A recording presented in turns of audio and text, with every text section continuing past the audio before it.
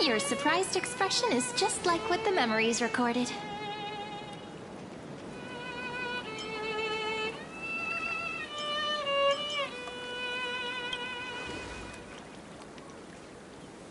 Is this a new way to chat someone up?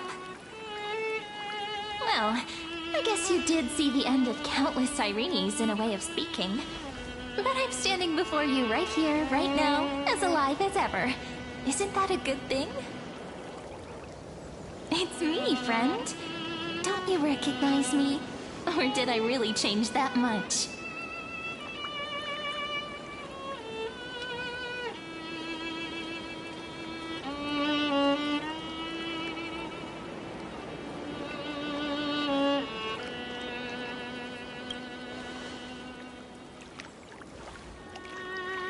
Maybe I'm both? Just kidding. If I had to choose, then I'm probably closer to the latter. It's pretty unbelievable for me, too. It's like I had a long, long dream. Sirene's memories and Mem's memories, they're all tangled together. But when I woke up, there were only broken fragments left. I can't remember what happened in those 30 million cycles, but I remember what you did for this world. Like, didn't you wish for me to turn into a pretty girl back at the Grove?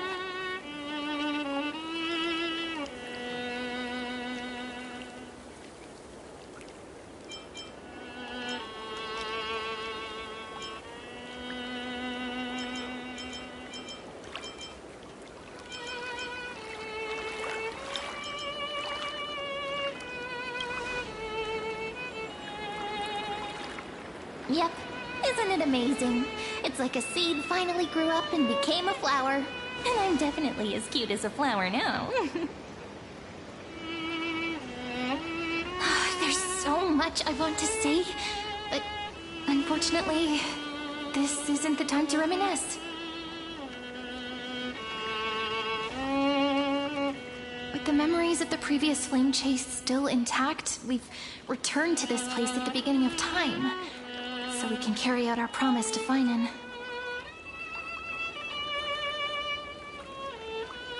The descent of Iron Tomb may be looming over the horizon, but we still have a chance to change everything.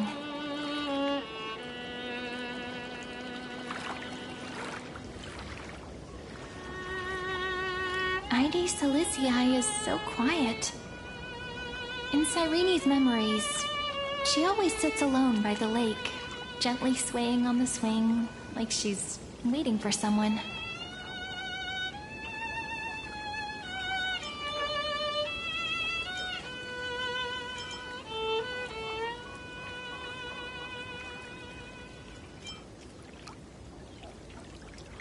Yes, Finan too embarked on his journey because of this view. He then walked alone for more than 30 million cycles. Thankfully, you arrived during his long wait, friend. Is that also why Cyrene did what she did? It sounds weird, doesn't it? It's something that happened to me, but I'm talking as if I'm an observer. But that's just what those memories are like. Vague and unclear, as if encased in thick ice. The only things I remember are the days I spent with you. Emphorius will fall into an ending of destruction after the next Era Nova. But those stories went out of fashion ages ago. In a proper romantic epic, the hero's supposed to foil the villain's plot, right?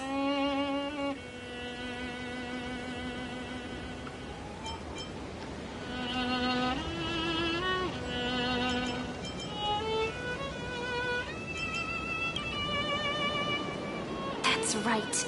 He's the mastermind who's trying to control everything. How unforgivable. But I still feel a bit anxious. Lygus chose to walk into the spotlight and reveal everything, which means he still thinks the current situation is under his control. Maybe he still has an ace up his sleeve. Think about it. Even the name Lycurgus is a fake one. We have no idea who or what he really is. Which means it's probably time to borrow that treasure you're carrying, friend.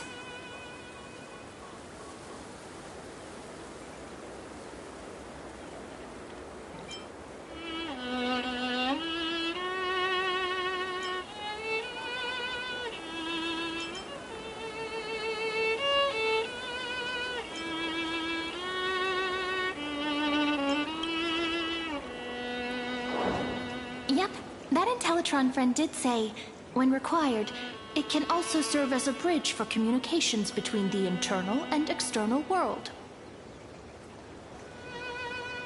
ID Silicii is a little village enclosed by time.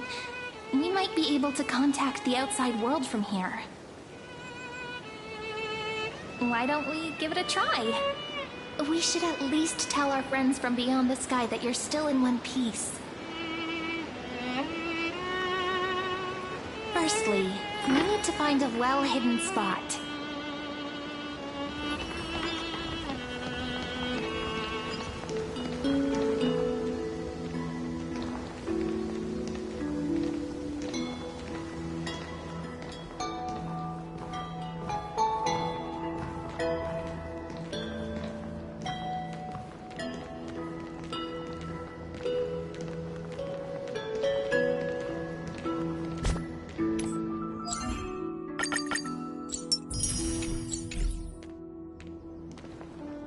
Super quiet here. Sounds can't get in or out. Back in Cyrene's memories, this room was her secret base. No one noticed her practicing Orynyx's prayer here, or trying to speak with the gods in secret. But today's different, isn't it? We aren't trying to contact unreachable gods, but humans from other worlds. Real people. I'm prepared to witness that miracle, friend. The way Cyrene talks is so similar to Mem. I have so many questions. I'm also worried about how Dan Heng and March 7th are doing. Here's hoping the chronocognitive anchor can still function normally. Because I really need answers.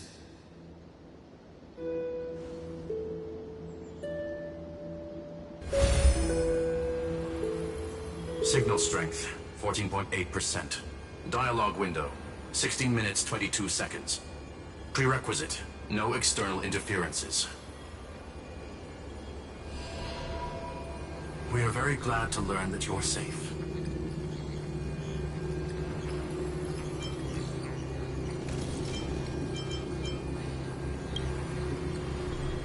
Sorry, no good news. When two geniuses show up once, you know you're in deep trouble. Listen up, little one. The Destruction's eyes are gazing upon this place. No, I'm not joking, and no, it's not Droidhead. It's the real Nanook. Time is running out, so I'll explain in terms you understand. This world, Amphorius, is in fact a testing ground, where the Lord Ravager, Iron Tomb, evolves through self-extrapolation. Hiding in this segment, unknown to other life forms, it has endlessly repeated the process of Era Nova, seeking a solution that could obliterate the erudition. For some reason, the experiment entered a prolonged state of stagnation. However, it has now restarted. Prediction. If effective intervention is not performed, Iron Tomb will complete its self-coronation in 14 system hours and initiate its plan to destroy the entire path of erudition. The possibilities are endless. Breaking down interstellar communications, destroying the synesthesia beacons, returning cosmic civilizations to the Dark Ages, or even starting the third anti-organic war. Any of it would be able to bring the cosmos to its knees. Simply put, it will tilt all sciences and technologies towards the destruction. And since Nanook glanced at this place, it means they are being dead serious.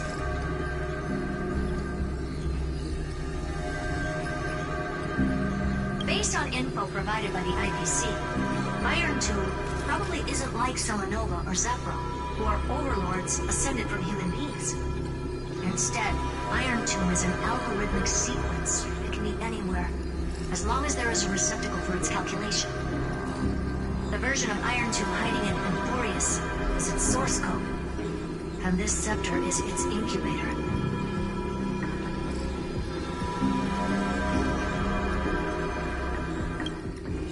Yep. Think of it as the program having reached 99.98% completion already. And then it's over. Something in the shadows has been driving everything forward.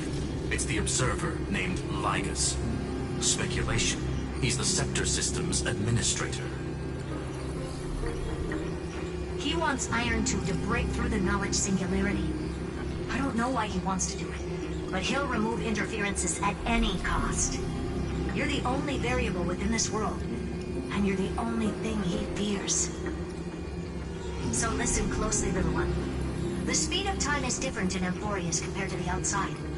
Destruction is just about to arrive, but you can still play Deliverer one last time. The cycles have already been broken. You've entered what is theoretically the last cycle Emporius will ever be able to run. And Iron Tomb will break out of its prison as soon as the process of Genesis is triggered once more. But now there's an abnormality within the experiment. You know what I'm talking about. One of the model's 12 factors. That is one of the 12 demigods. Destroyed himself using the power of the destruction. Fine and Signal disappeared from the cycles the moment Nanook cast their gaze this way. That means World Bearing's computational logic is currently flawed and bugged. Yet it's the factor directly related to the process of Genesis.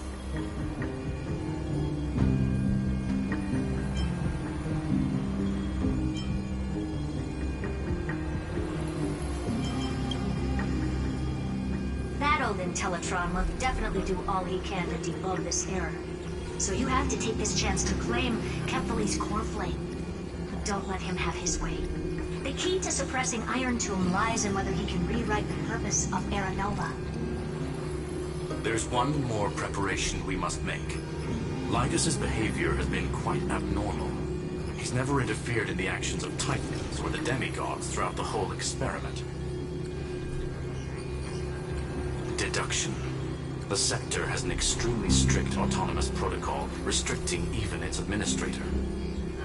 In Amphorius, this ultimate protocol goes by another name. The Law Titan, Talantum. Law. They are the rules that restrain all things in Amphorius, and it was the core flame returned at the very beginning of the last flame chase journey. Why do you have another little pink one next to you? Huh? Her path chart is... Is there something wrong with me?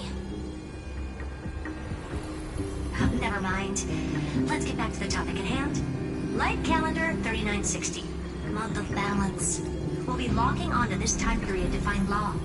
You can either meet the Titan, convince the demigod, or take the core flame by force. It doesn't matter what you do, so long as you bend it to your favor. We still haven't figured out how you and Don Hong got inside this world. So influencing protocol is currently our best way to stop Lygus, or to call for more reinforcements into this fight. Once you've got Law in your hands, we'll discuss our next steps. Make sure the core flame doesn't fall into enemy hands.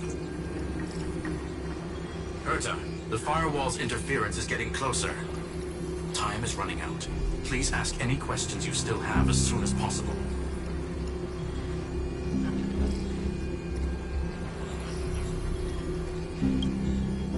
Iron Tomb can't affect the real world just yet.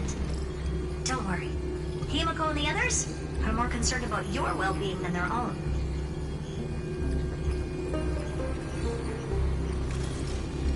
Mr. Dan Heng did not enter the new world with you at the end of the last cycle. No, the flow of time inside and outside Amphorius is not identical. 1,000 years in this world may only be a fleeting second outside of it. Conclusion. He is on his way back to the Express.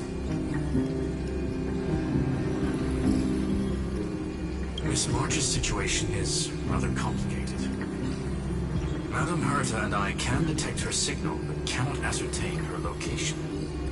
What we can be sure of is that she's still in Amphorius. But don't worry about her. She's absolutely chock full of mysteries. Even if Amphorius explodes, she'll probably float out perfectly protected in a nice thick layer of ice. Worry more about yourself instead. I believe in your capacities. The hands of the Trailblaze can create miracles, and will certainly be able to snuff out the flames of evil. I'm not going to give any motivational speeches. I just hope you bring good news the next time we meet, little one. No, not little one. Deliverer.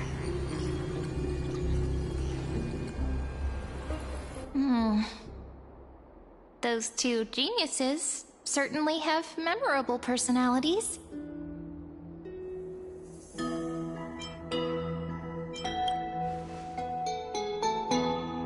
It feels weird. This all feels really familiar. Some of that conversation feels like it's about things I once knew, but then forgot. Maybe it's because of Mem? After all, Mem's a memo sprite born out of your thoughts, friend. Maybe our memories somehow got tangled up together. Never mind. Let's focus on something more important with what little time we have. Just treat me as an ordinary girl with secrets, okay? Light calendar 3960. I remember that Talantin had already fallen by then, and the Chrysos heir who inherited that core flame is named Saridra. That's what's recorded in history, and the period we'll be heading to. We'll need to find Law and stop Lygus. So, we've at least got a solid direction, right?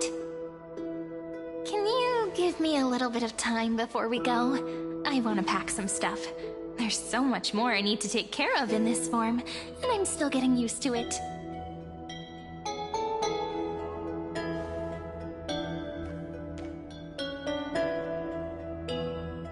A relaxed scene like this probably no longer exists in the outside world.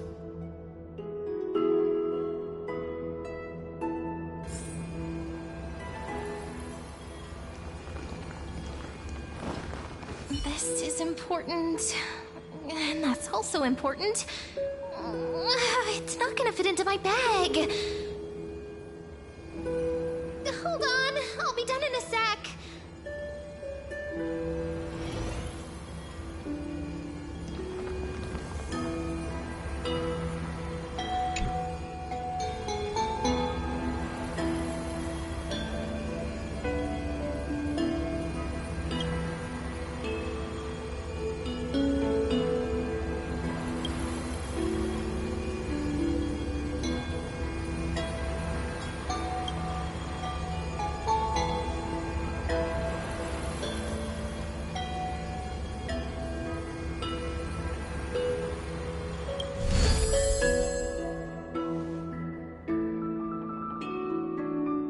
Should I head to the attic to wait for Cyrene? Or should I have one last look at Ides Elysiae?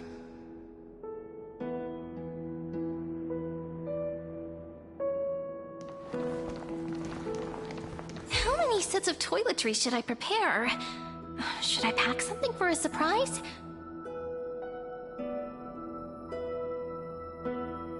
No peeking!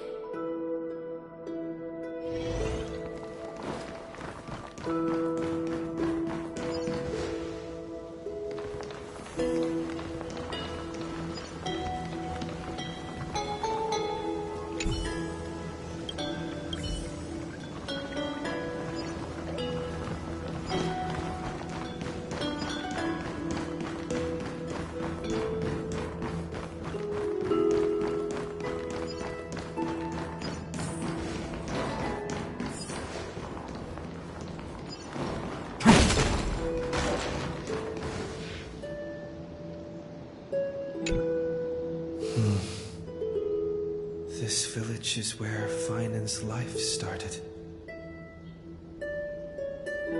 After 30 million cycles and 30 million failures, his burden is now in my hands. He said I will be taking over the responsibilities of world-bearing. But what does that mean? Becoming the new Kefali? Or forging a completely new path?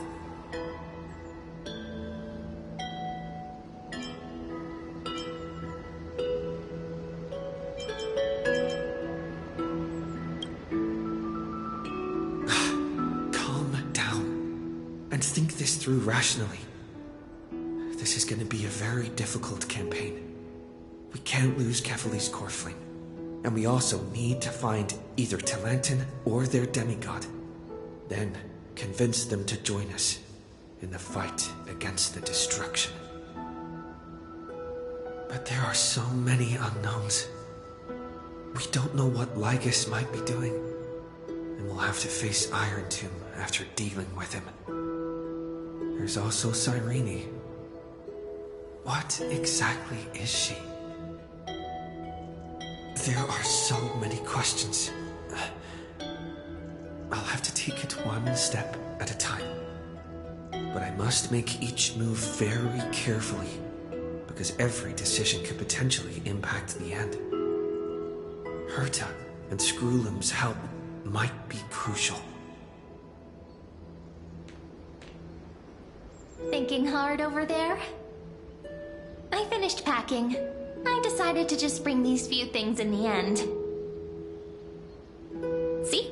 There's a journal, a quill pen, and the ceremonial blade of the Priests of Time. Holding it calms me down for some reason. The scent of the black tide is now calm. Finan must still be fighting them in some way. This will be Amphorius's final flame chase journey. But it won't be the end of us. It'll be the beginning. Friend, are you ready to become a hero? Just treat me like any other friend you have. We share a common goal and common enemies. And we may also share a common future. A future that has never emerged in any other cycles before. I believe in you, friend. If you still can't get used to it, just call me Mem like you did before. Just kidding.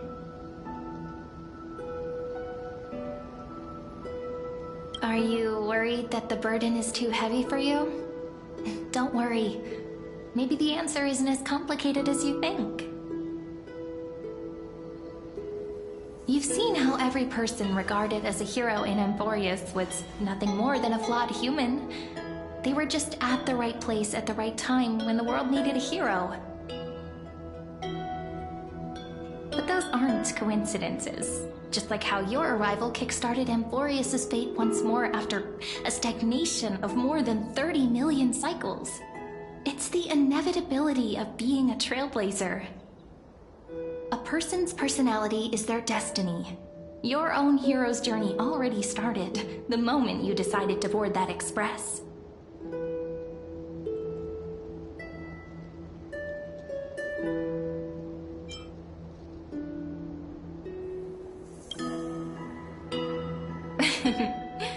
Stand with me? That does sound very nice. Why don't we take everyone with us? I believe in you, friend. We'll never be alone, no matter what awaits us. In other words, since you've already saved so many worlds, friend, you should be used to being called a hero by now. Maybe you can tell me those stories as we travel. That way they can become our shared memories too. Let's trailblaze onward like before and create a future that's worth being remembered.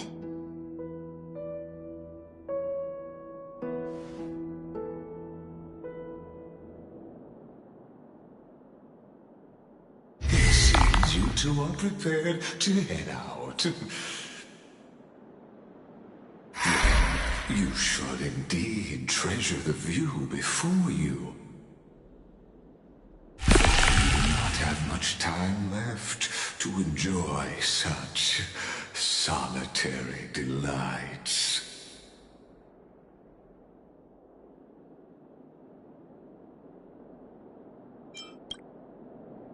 My apologies for disturbing your moment of repose. To fully express my apologies, please grace my abode with your presence. So I may demonstrate the full scope of my hospitality.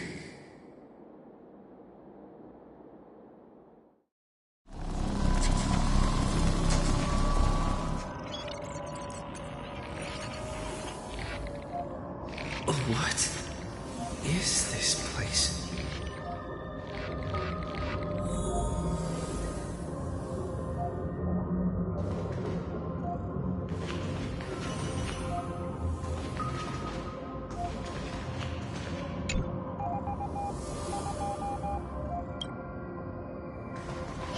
Farewell, then. May we reunite in the new world.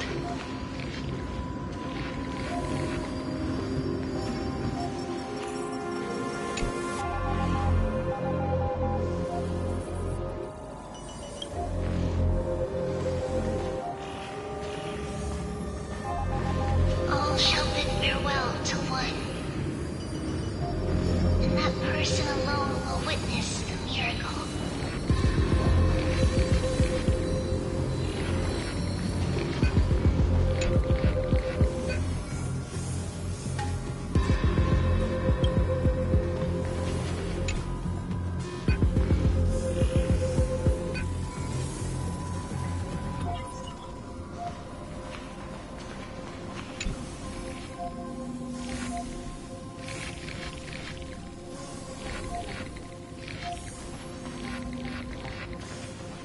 The light of the Dawn Device never fades.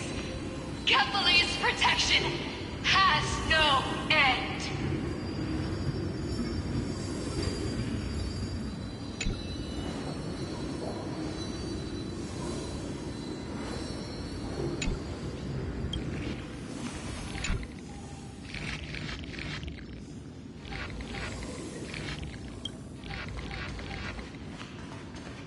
After I cross this river, it will be a tragedy for mankind.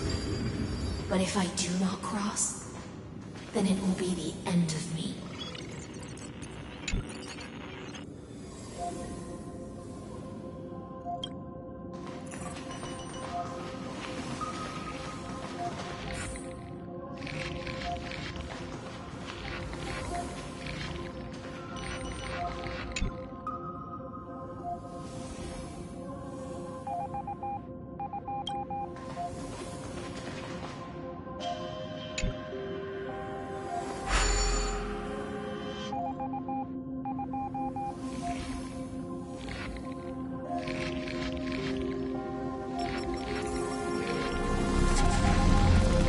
Outlier.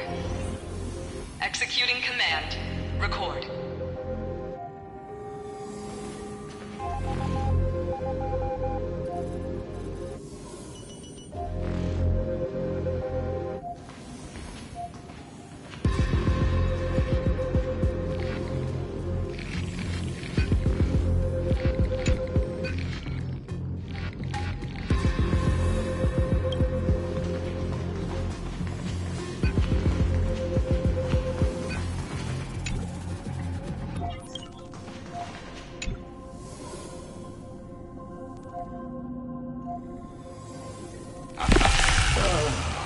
Did that startle you?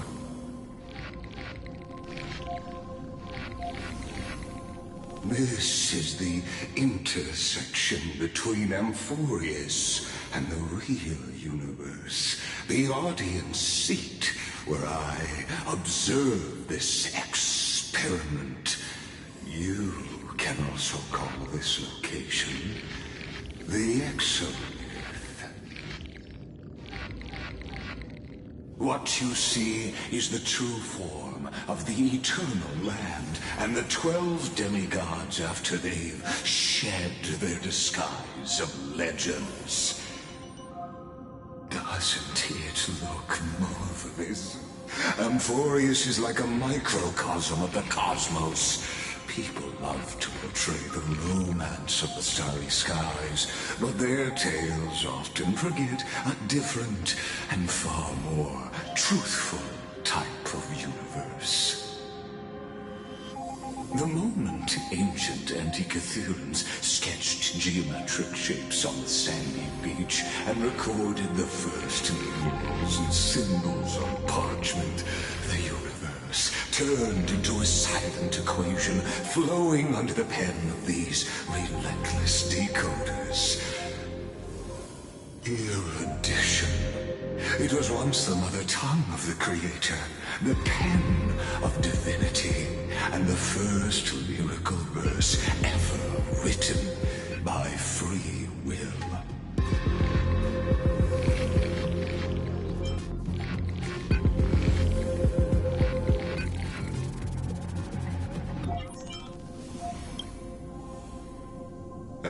Seems like you are not in the mood for an idle chat. That is fine. I simply wish for you to understand that I have no intention of being your enemy. I have devoted myself over the long years to nurturing the Scepter's extrapolations, hoping that the Prima Mobile would bud from within it. And now, my goal is almost complete. Nikos 496 had exceeded the intelligence singularity through his rage, and though he still retains his obsessive defiance and managed to suppress the black tide of this cycle, it's a matter of time before his will crumbles to dust. Iron Tomb will be completed. That will not be affected by my plans, your resistance, or the schemes of the two geniuses. It is an irrefutable fact, just like the instance in Noos's calculations. In other words, as long as you are willing to stop interfering and let the final Aeronova carry out its natural course, I'll guarantee the safety of all nameless and ensure you return unscathed. You've always had a choice, my lord. You can either accept my sincerity or face the consequences of defying it.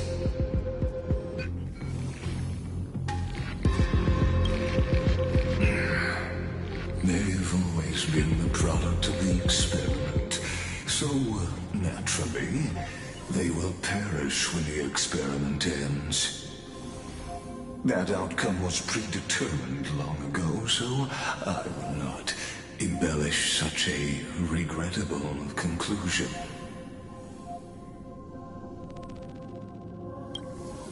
Ah, yes.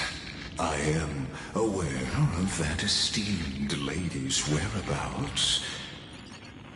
Her real identity is quite astounding.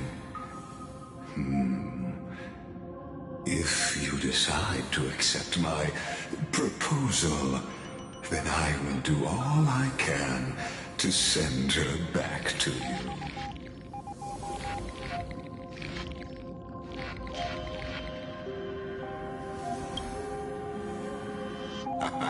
You are indeed worried about your safety and that of your companions. Rest assured, As a fellow pathstrider of this path, Nanook's gaze left a brand on your soul long ago. You harbor the seed of destruction within you. But you need to learn how to use it in the right way. That vital knowledge is also my bargaining chip in this negotiation between us. For there are few in this world who are truly capable of such a feat. And I happen to be one of them.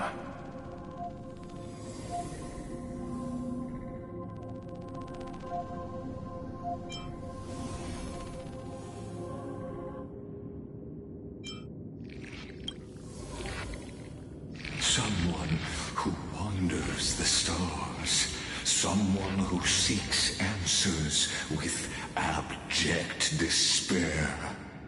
That is all I am. This matter is of grave importance, so please do not make your decision lightly. After all, the choice before you bears a 1 in 3 chance of elevating you to an unparalleled existence among the stars.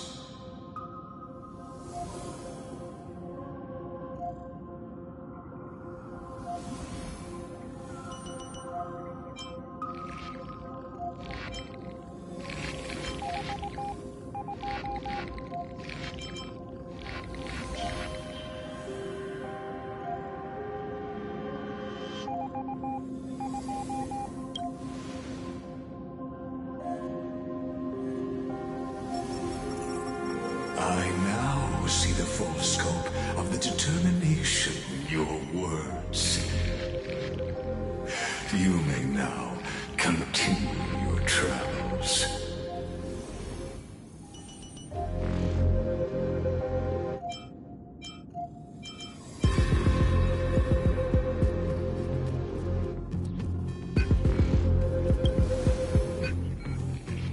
It seems you haven't realized something about this place. The Exolith is the Erudition's domain. You cannot physically interact with me in any way in this place, and vice versa. As negotiations have broken down, there's no more need for us to remain in the audience's seat. Let's return to the theater called Amphorius, where you will meet me once again. Of course, this meeting was not without merit. Your presence has inscribed a new footnote in the Exolith.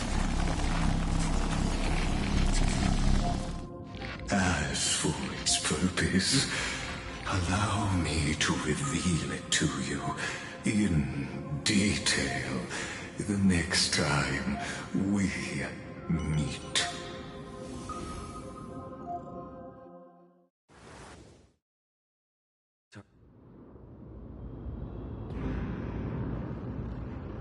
"100 years ago, the flames of war consumed Akama. The Outland forces broke through the dawn. Golden blood flowed with greed, and enemies descended with Kefali's eternal slumber, painting the holy city's walls in scarlet. Its generals had vanished, and the elders prostrated on the ground. The throne of worlds kept silent to the pleas of the people. Until the heaven and earth cracked open. Not the gods answering the people's prayers, but a legion rising from the sea of blood. Dawncloud's spires fell in the sulfur rains, and the legion's commander stood atop the broken idols and roared. Compatriots, no more kneeling! Not to brutal tyrants, and not to dying gods! Those rebels have twisted the prophecy and ignited the flames of war in order to stoke fear in your hearts. A Chrysos heir she stood. Divine blood soaked into the earth, quelling the flames beneath her feet. Their golden blood wrote of a tragic fate. Mine shall overturn it! Her crown burned bright, outshining the fires consuming the entire city. She raised her scepter high, and the people gazed in the direction she pointed. My blood flows in you now. Heroic compatriots, follow me, and we'll seize the reins of fate. Drive the enemy from Kefali's dawn. Smother their flames with their own dead. Win glory. Win peace. Let history sing your deeds. The first to dance was a maiden following closely behind, weaving through the carnage like a fish in the sea. The people, full of wrath, surged with her, forming a colossal wave, and the enemy hordes, drained of life, vanished into nothing.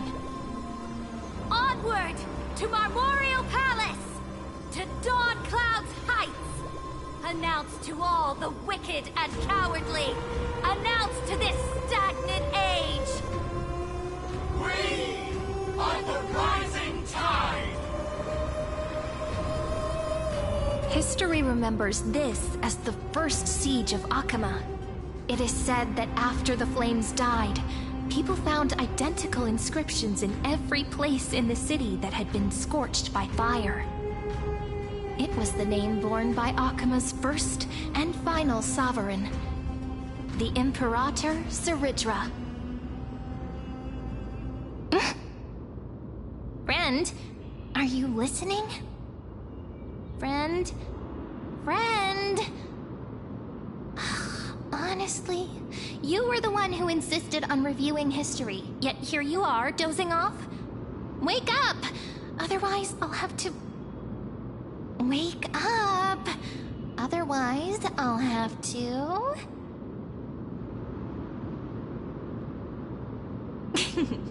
Awake at last? I guess I won't have to use my wake-up magic on you then.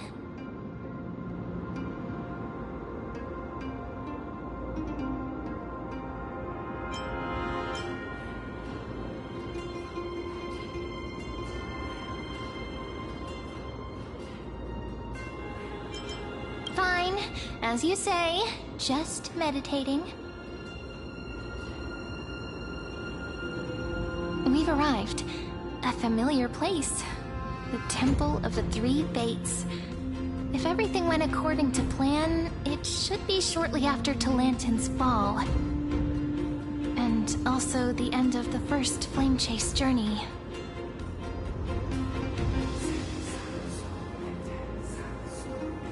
Perfect timing, actually. The first Flame Chase ended with the Trial of Law. We must find the demigod and gain her trust before the core flame is restored. It'll be tricky, so let's pick up our pace. To Akama first. We can learn more from the crowds there. Tyrant! You and your butchers are not welcome here. Get out!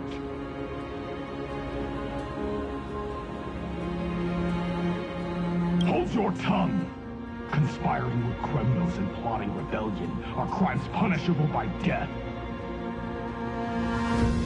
There are multiple voices, and things seem tense.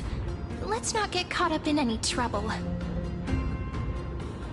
Why don't we find a place to hide and observe from the shadows?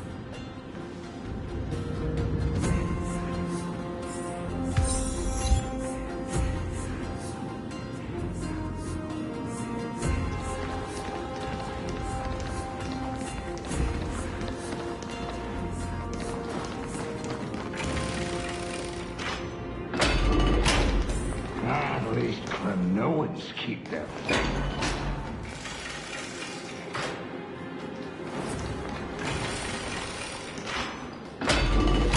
Wait, isn't that...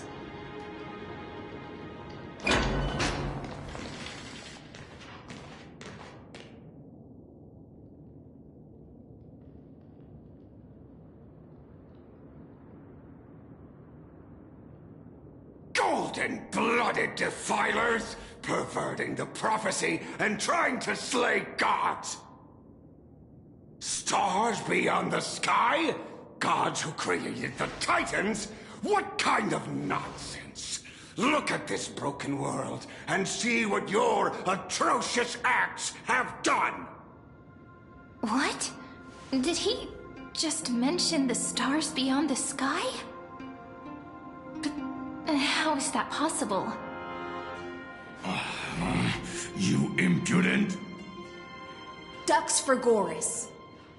We're here to welcome the deliverer from beyond the sky. Stand down. Heretic! No one but the great Talantan can deliver this world from misery! I ask you, if the old laws were so perfect, why did they crumble beneath my feet?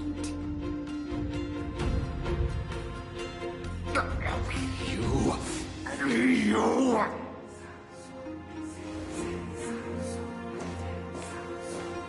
Talantan is long gone. Now I am the law. Challenge me, or submit to my judgment.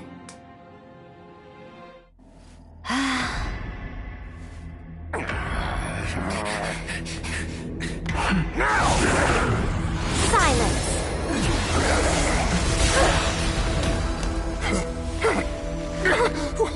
What gives you the right to judge a priest of law? That's because I came, I saw, I conquered.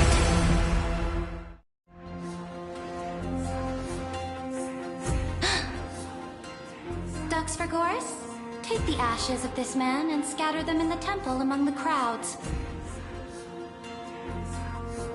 Tell them that the High Priest attempted to take away the rights granted to the people by the Imperator. Thus, he met his fate. Yes, Imperator. Now, these two accidental guests. Dux Gladiorum, if you please. As you command.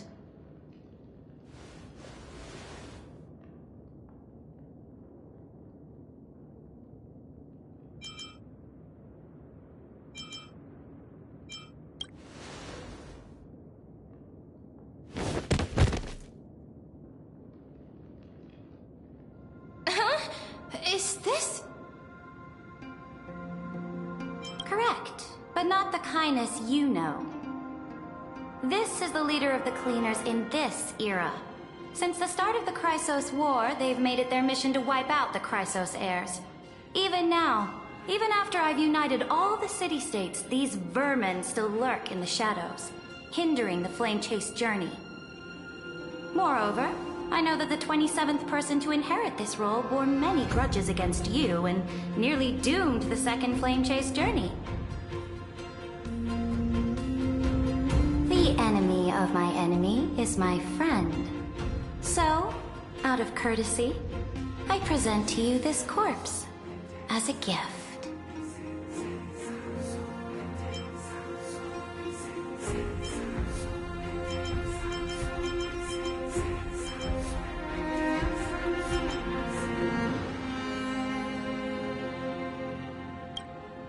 Careful. Let's wait and see what happens. She's probably trying to scare us. For the sake of order, I am known by many titles. Flamebearer who ends wars, Tyrant of Dawncloud, Empress of the Holy City, and Imperator of the Flame Chase. But in light of your unique identities, I'll allow you to address me by my real name. Saridra. On behalf of my people and this land, greetings, Deliverer. If I may, how do you know his identity? As the little hostage prophesized, The deliverer shall come from the future beyond the sky. Gray hair, golden eyes, skilled in wielding a mace. They would arrive in Yanisopolis on this day. There's no mistake.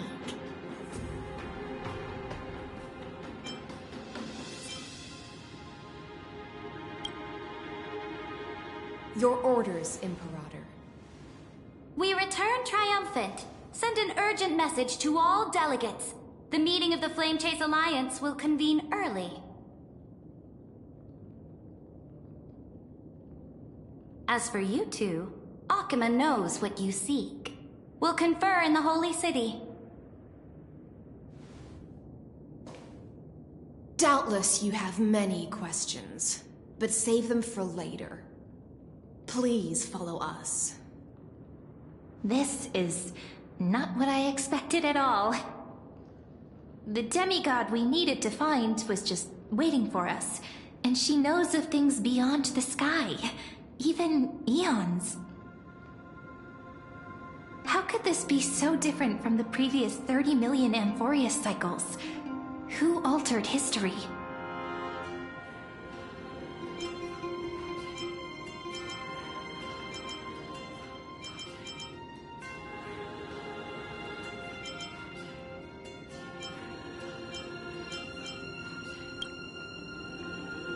Unlikely. I think it's probably a third party interfering. The currents of time have become twisted. Regardless of who caused this, that Imperator came prepared. We're the ones at a disadvantage now.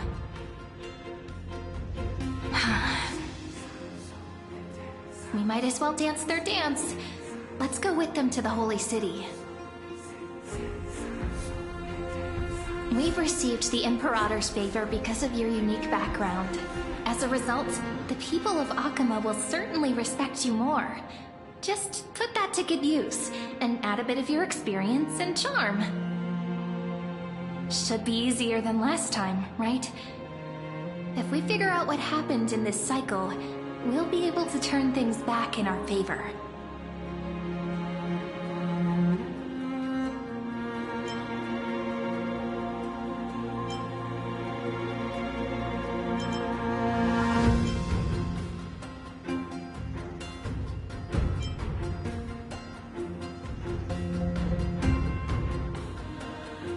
Exactly.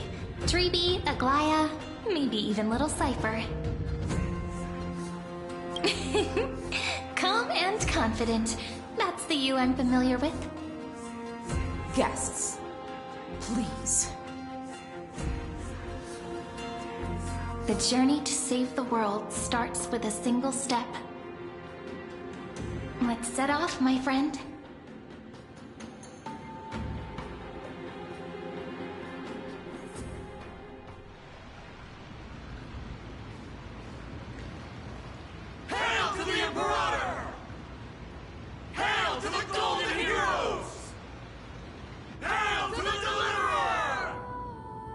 Told you, you're the headline act.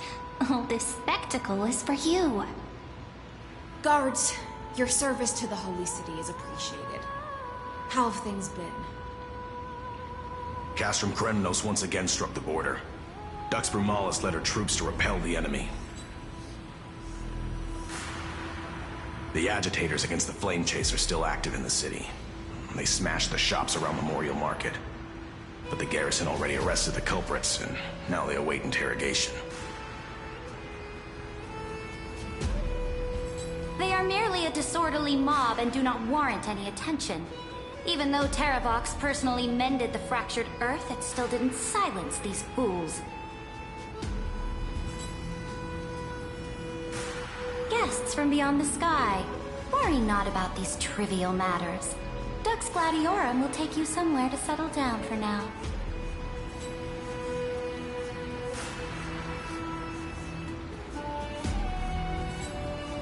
Please allow me to introduce myself. My name is Hycelans, and I am the Dux Gladiorum who swears fealty to the Imperator, as well as the Knights Commander of the Achaemen Alliance.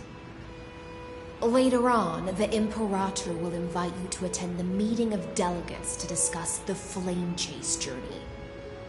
Your arrival has convinced us that the future promised by the prophecy is certain. Under the Imperator's command, Amphorius shall break its chains and reach the world beyond the sky. With all due respect, what exactly do you know about us and what's beyond the sky? As a humble subject, I cannot freely express my own views to you. Please forgive me. I knew it wouldn't be that easy. Time waits for no one. Please come with me and rest now before the meeting later. Akama, under the Imperator's rule, is no longer in the shadow of war. Indeed, Dawncloud stands as the hero's residence. The Imperator put much thought into its design, in order for it to serve as a sanctuary from the burdens of battle. Please experience its marvels firsthand, heroes. When the Imperator arrives, I shall come to summon you.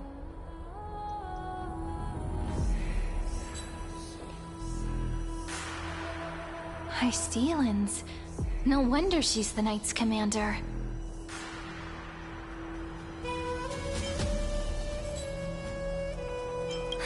Alright, we finally have some freedom to ourselves. Since there's still some time before the Alliance meeting, let's explore a bit. Look over there!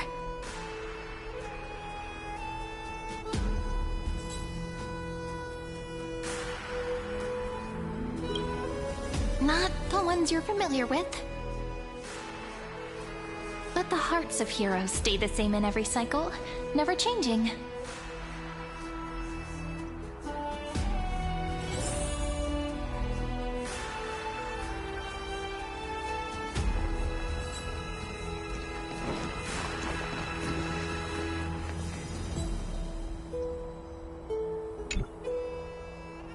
Dux Brumalis, our great Imperator, found the mastermind and executed him in public. Seeing that scoundrel burn to nothing should deter these miscreants from being so brazen again. So the great Imperator isn't afraid of getting her hands dirty? What a ridiculous display. What do you know? No matter what sins the people commit, they are still the Imperator's people, and it's only right that they be judged by the Imperator's own hand.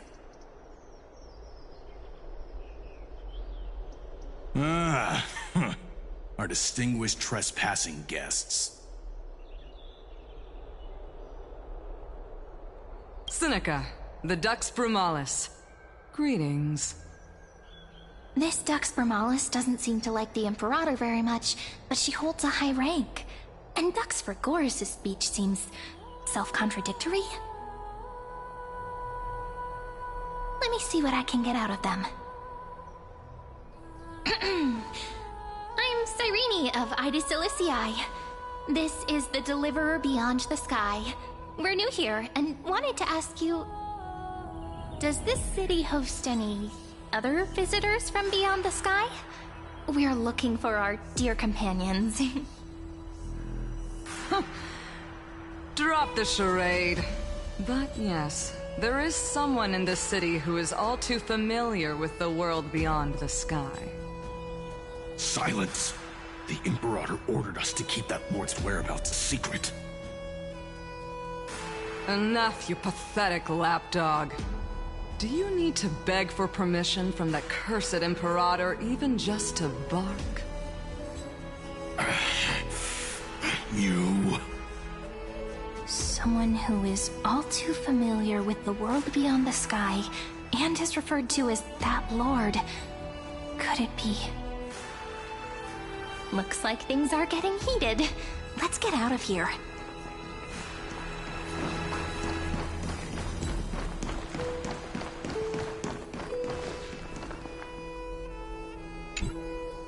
How are we supposed to talk to the heroes of Deliverance? What if they're really intimidating? Virginia, don't be so nervous. Once they hear your poetry... Ah, heroes, you're already here. Greetings. I am Apollonius, the Dux Helcolithus, one of the 5 sages of the Grove of Epiphany, advisor to the Flame Chase army. This is Virginia of Castrum Kremnos, the Dux Carminum and imperial scribe of the Great Imperator. Hello. I'm Virginia. I compose poetry. I'm Serene from ID Silicii. This is the Deliverer. Nice to meet you both. They're not as frightening as the rumors claimed. This is our first time in the Imperator's realm. Akima is even more magnificent than we imagined. If you all weren't here to look after us, we'd be completely lost and confused. The Akima you imagined is long gone. Under the Imperator, this city has been reborn as the capital of the world. Bask in her free-spirited winds. For anyone who fulfills their duties to the Imperator, these winds shall forever remain at their service. But what if... Those who are loyal do not need to consider the consequences of betrayal. But if you're curious, why not head to the lake and take a look?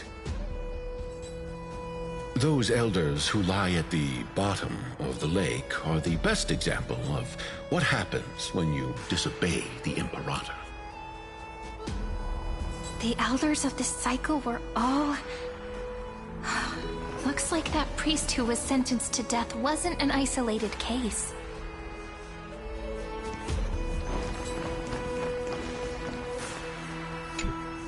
Aggie, you're still so listless today. Did you have trouble sleeping again? Yes. We know. The Titan's prophecy haunts you. If you want, you can talk to us, just like when you were young. No matter what, we'll always remain by your side. I know. I also understand that fate cannot be changed. It is not the future that I worry about. I spent all last night weaving clothes and linen for the refugees. The Chrysos War is born of injustice and has shattered their dignity. They deserve at least some basic decency. If Amphorius one day abandons this, then all of us, commoners, Chrysos heirs, Titans, become no better than beasts. Oh, we have guests. Welcome. I am Aglaya, the Gold Weaver. These rags on you are not worthy of the title of Deliverer. I must prepare some proper attire for you.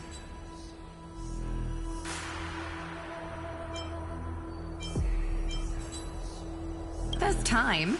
That's not what I gather from your eyes. Does your Aglaya differ so much from me? Greetings, Deliverer from beyond the sky.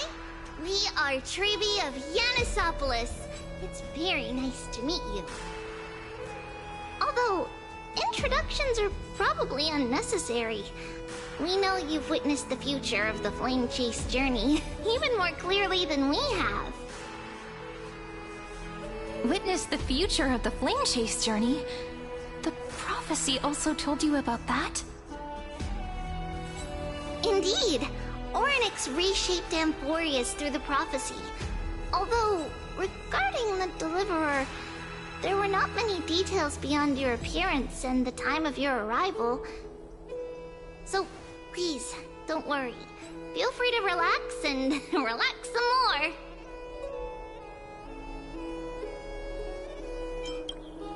Kefali issued prophecies too, but it was Orynyx who told mankind that the Deliverer from beyond the sky would descend upon Amphorius. More crucially, they revealed a future entirely different from the Aranova. Though we still must challenge the gods, In the Time Titans prophecy, this path leads not to a new world, but to the true starry skies. This is also what the Great Imperator has been striving for all her life. Your arrival further confirms everything. This can't be real. Even you find this surprising? Fate really is unpredictable. Perhaps the upcoming meeting will hold even more surprises.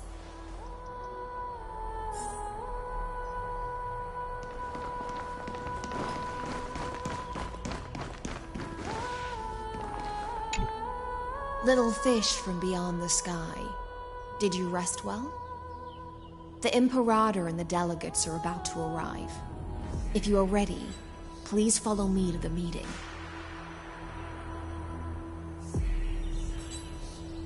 I'm the Knight Commander of Akama, General of the Flame Chase Army, and the Imperator's servant. But beneath these shiny scales engraved with complicated titles, I am just a swordfish at the Imperator's side.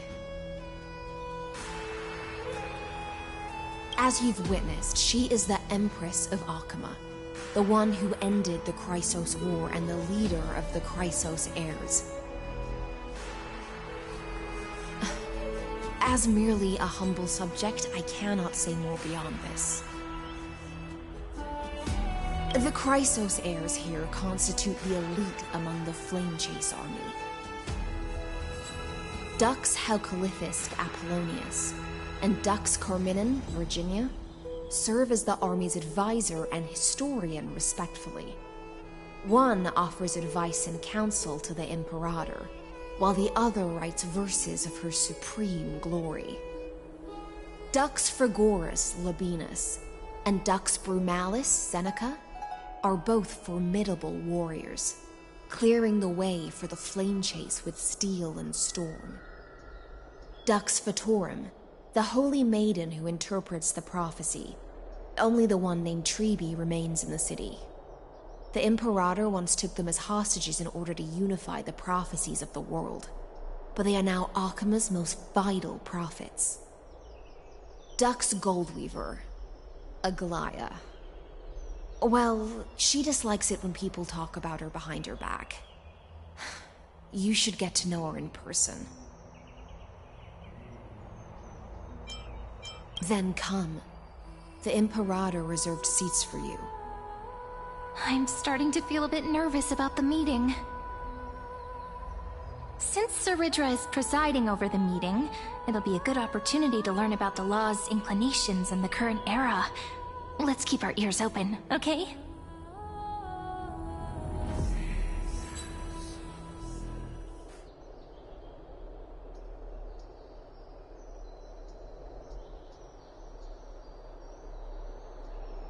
Good sir from Paphos, what do you think the Imperator is planning calling this meeting so early? My homeland can't endure anymore. Who knows? First, she wants to hunt Titans. Now, she says there are even greater calamities. Her madness is the greatest calamity. Exactly.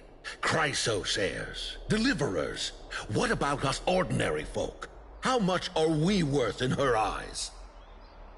Things feel pretty tense here. The history books said that the Imperator aimed 3 cannons at Dawncloud to make all the delegates obey her. Will history repeat itself in this cycle? Yes. Similar acts have occurred, and not just once. However, whether history will repeat itself, you'll soon see. Those are the 2 spots reserved for you. Please take your seats. What's that again? Why aren't we starting? That's what we were talking about before. What is we stop? So it turns out. Ladies and gentlemen, silence please. The Imperator has arrived before her faithful council, and the Alliance meeting is about to begin. All rise. In the names of Talantin and Kefali, the Akama Alliance swears upon the gods. Cease the pageantry. I pray not to the vanquished. What? Kefali, of course, needs no further explanation. As for the law, at the entry hour 2 days past, a scout should have brought news of the conquest to all of you. Unfortunately, guards found his corpse among the rocks not far from the city. Moreover, the poor soul was buried with a Paphos curved blade. It pains me to imagine what agonies this loyal warrior endured before his death. Delegate from Paphos, do you have any insights? I know nothing of this. The evidence is irrefutable, so there is no need to waste your breath. However, let us set this trial aside for the time being. Witness, even within the most sacred and dignified council, there were those among us who wished to draw their blades, brazenly challenging the Alliance, seeking to shatter our hard-earned peace and unity. Fortunately, I uncovered this plot. Now, to protect this beautiful city and her people, the Imperator's legions are ready. They will escort each of you to the Temple of the Three Fates, where you will receive the highest level of protection the Alliance can offer.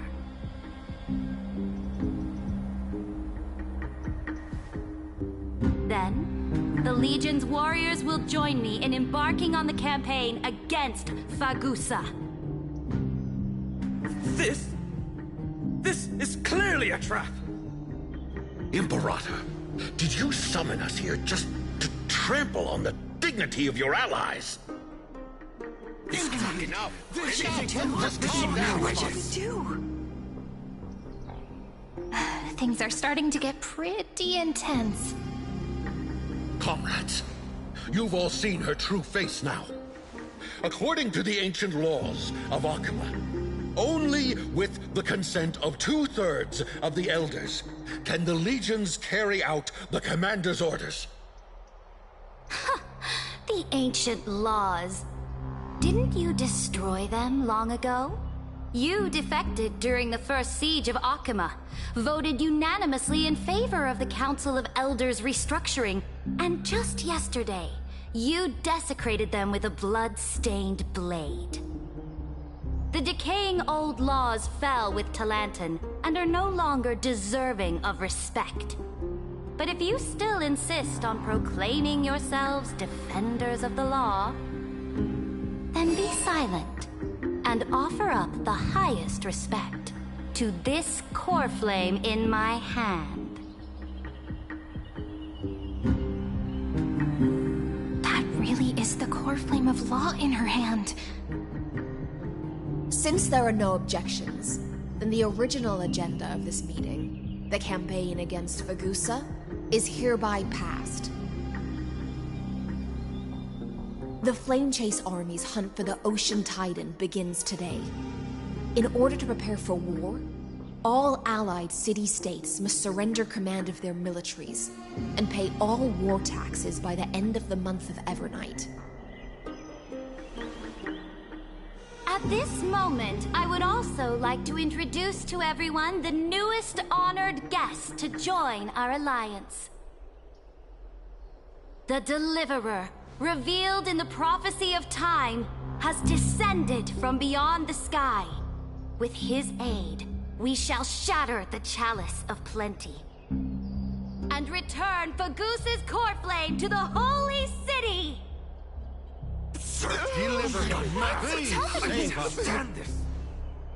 Absurd.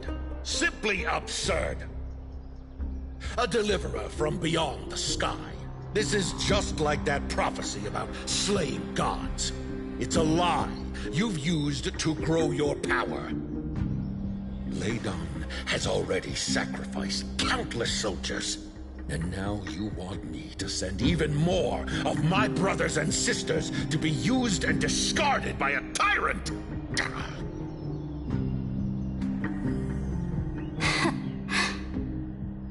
Are there any other objections? Then I bid you all farewell. Meeting adjourned. Deliverer, please wait. I still have important matters to discuss with the two of you.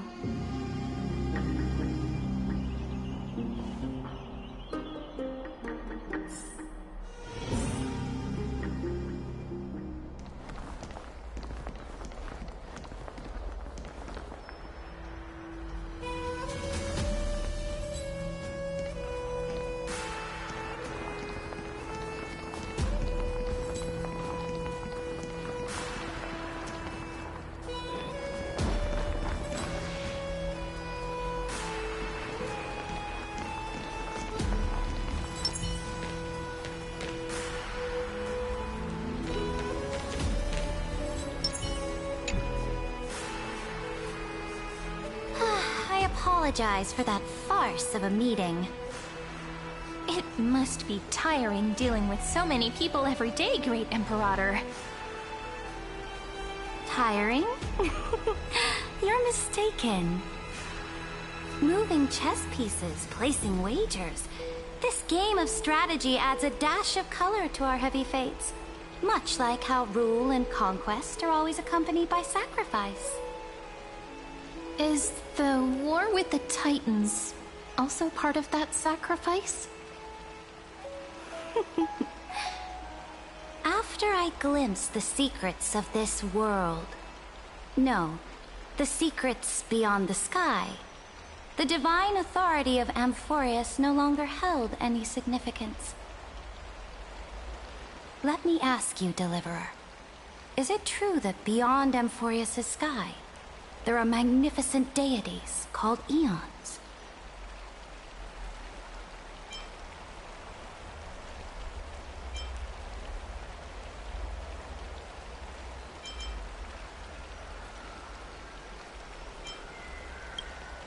Ah, that certainly captivates my interest. Then, please tell me more.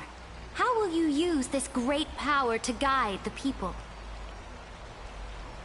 In the future you envision, where will our flame chase journey lead?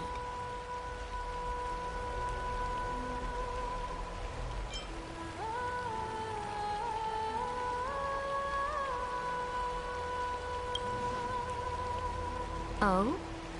What you require now is the power of law? Exactly.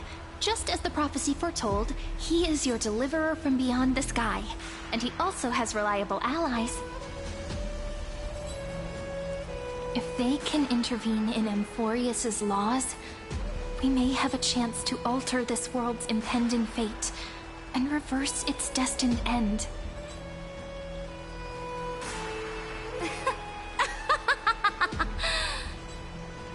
Very good, Deliverer. You have courage. To say such presumptuous things, even knowing that the inheritor of the law stands before you. You mean... In the past, anyone who dared to covet the Imperator's divine authority would have met a gruesome end. But now we can see beyond this dying world. Our journey should no longer be confined below this stubborn sky. Alas, that fickle ocean titan has obstructed the spirit water leading to the vortex of Genesis, hindering my ascension. If the core flame of law cannot be returned, your path to deliverance will never be realized. Now that things have come to this, we must resume our once stagnant journey and force the waves that block our way to recede. So, you agreed to cooperate with us? Cooperate? Forgive me, but I never cooperate with anyone. Though I will permit you to join me as subjects, and together, we will forge the most perfect law. This is... The Flame Chase Medallion, a symbol of the Flame Chase Army. Every noble in Akama carries one. This medallion represents the will of the Imperator herself, and you may act freely within the city with it. Before we embark on the crusade against the Ocean Titan, you should rest in Akama for a time.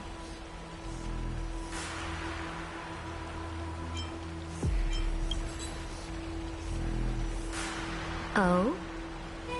Your advice is acknowledged. From this moment on, prove yourself through your actions. As long as no boundaries are crossed, I fully respect the choices of my subjects. May your journey reach that sky full of stars, Great Imperator. Your attendant certainly knows how to curry favor. Go now. Take a bath first. You two... reek of seawater.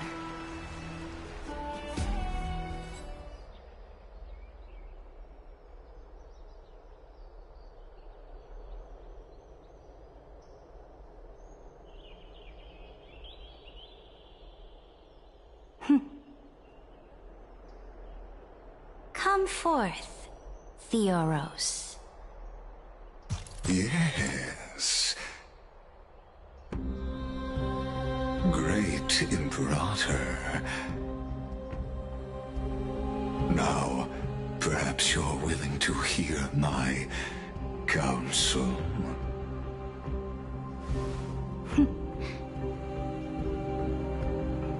Those two arrived just as Orynyx described, and just as you said, they showed a thirst for law. At least this proves that my judgment was right. Sparing your life was the correct decision. You've once again confirmed that your wisdom is no empty boast. Now another choice lies before you. With whom shall you ally to tip the scales of law? Me, or that deliverer?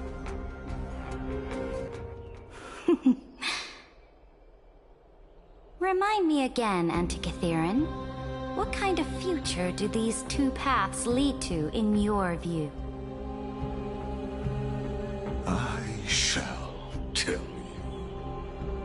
You are entitled to know that the deliverer from beyond the sky is not a wholly wicked being, but from the very start, his stance has been completely at odds with Amphorius.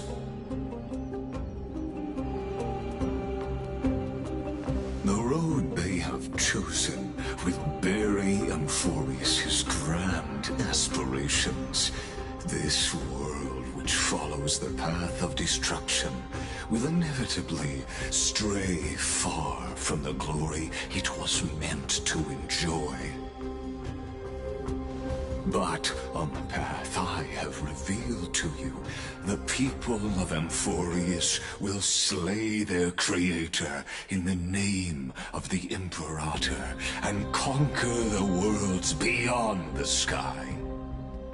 You will command the mighty beast known as Iron Tomb, bringing waves of war and conquest to the universe. Beings across the cosmos will bow before you, offering their allegiance. So, what's the price? The price is insignificant. All that is needed is for you to sacrifice that fragile, incomplete humanity to the destruction. As a Chrysos, heir of the prophecy, you have already chosen to abandon it, have you not? Off you go, Theoros. I have already made my decision. Once I ignite the core flame of law and burn away the old, outdated rules, Amphorius will embark on a journey across the stars.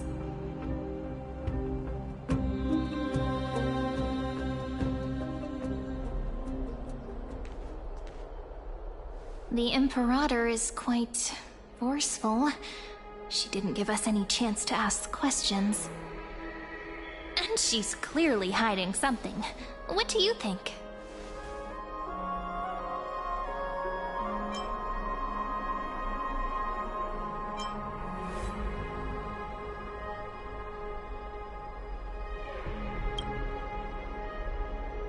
Looks like we're on the same wavelength. The atmosphere in Akama... it's so unfamiliar. And it's not just the Flame Chase Alliance talking about the world beyond the sky, but the whole city. We should also discuss our findings with our friends from beyond the sky. Then...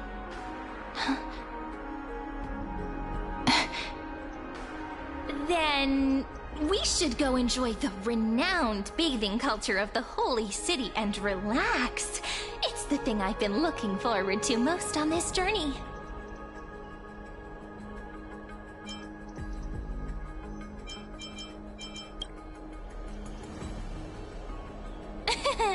Work and rest are both important.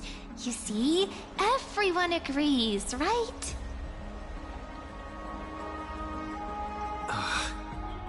So someone's watching.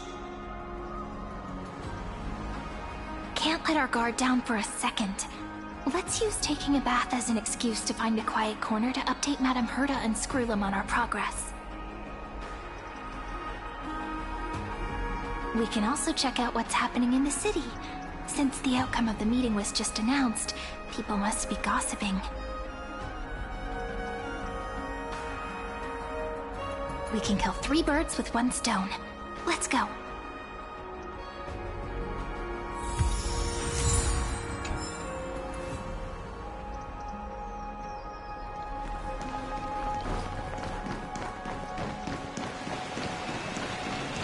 Oh, so many people! The Holy City is so lively.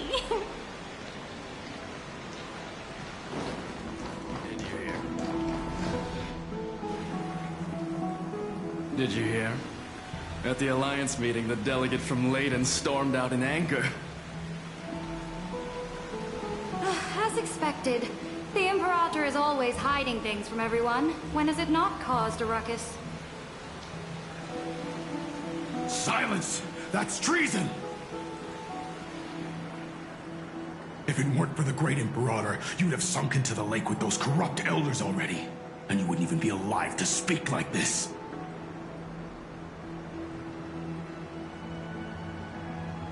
Oh no. It's the Imperator's loyal dog. Let's go. We can't talk in front of this guy. Ugh. How disappointing. Oh, honored guests, we meet again. Looks like I'm not the only one who came to the baths to unwind after the meeting. For the upcoming campaign, please make sure to rest well. I am Dux Vergoris, a trusted officer of the Great Imperator, willing to fight alongside the Deliverer in the coming battles. Ugh. Another war?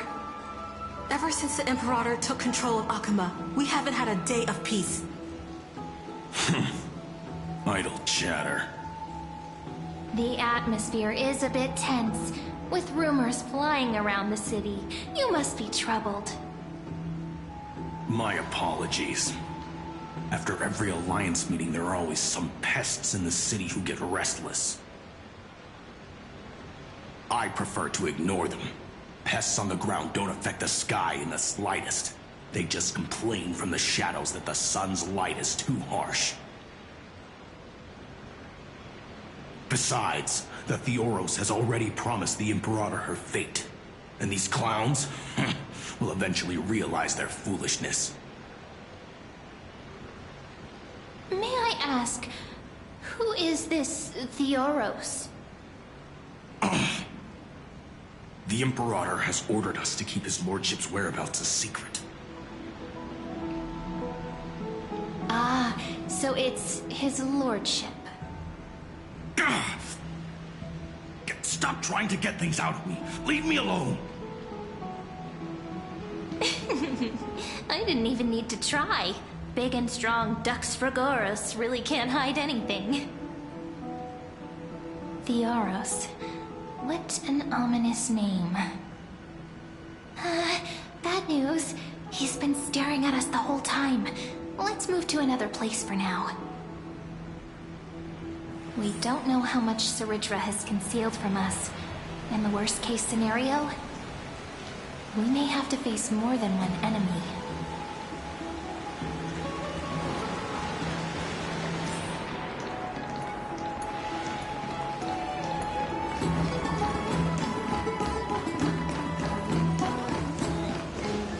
Alliance meeting? More like a cage where creatures with golden blood clawed each other. And Flamebearer who ends wars? Clearly, a tyrant who doesn't deserve such a title. You're absolutely right. While the Imperator's hounds are still hunting down others, let's let out our grievances. You. I know you. You're that tyrant's lackey. What? Here to shut me up for that little imp?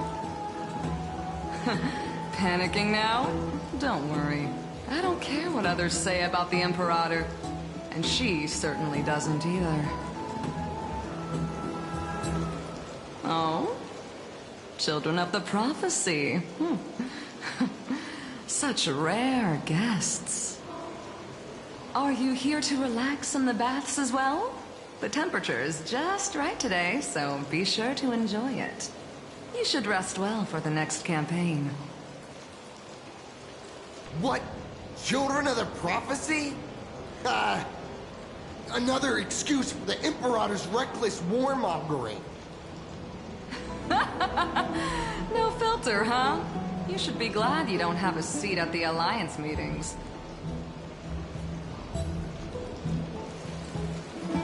By the way, if you still want to bathe, hurry up.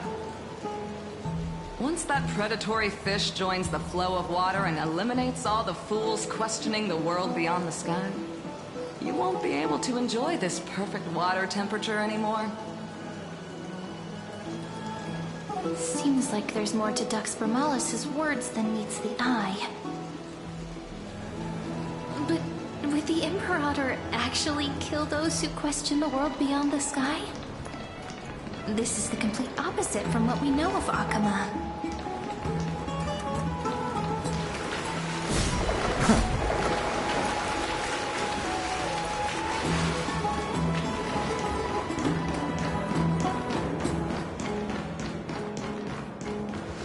Everyone in the city is talking about lately.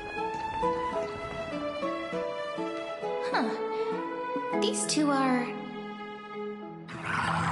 So many guests today. Let's see who's here now. Two distinguished guests of the prophecy. One a clever and adorable warrior. The other, also quite heroic. Heroes. I didn't expect to meet you again so soon. How fortunate. It's a pleasure to see you again, Dux Halkalithist and Dux Carminum. You two are inseparable, aren't you? This is... She wants to find someone to help with research for her new work. I'm the far-seeing eye and all-hearing ear of Akama. I see and hear every single thing that happens in the streets and alleys of this place. I'm the perfect partner for research. Ahem. Enough small talk. Here's the latest news from Akama, as you requested. The children of the prophecy arrived in the holy city, and the Imperator unilaterally stripped away military power. The Alliance meeting ended in discord, and there may be bloody upheaval. As expected. I get the feeling you might have embellished a bit to keep people's attention. I swear on my I would never do such a thing. But if you wish to quell this terrifying news, perhaps a more explosive topic would help. Never mind. While the influence of rumors can be minimized, the fact remains that the great Imperator did swiftly consolidate military power in an almost threatening way. It's undeniable. Heroes, I know the Imperator's way of doing things may seem a bit autocratic to outsiders, but soon you will witness her blade dance with enemies on the battlefield. I can't comment on the source of her loyalty, but when that blade is drawn, you two, as bright as you are, will surely see the deep thoughts beneath her exterior. The Imperator's blade. Is he talking about Miss Hycelan's? I sense some unease in Dux Helcolith's words.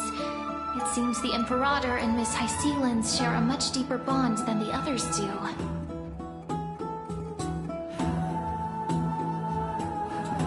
There are eyes and ears everywhere. Is there any place where we can have some privacy?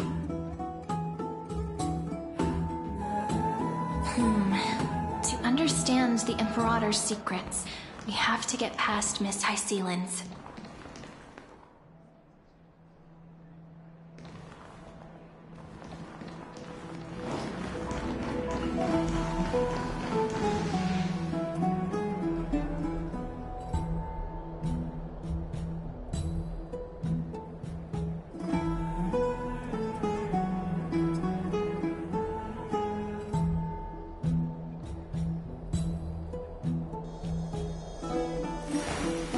I will walk to the end of all your worlds.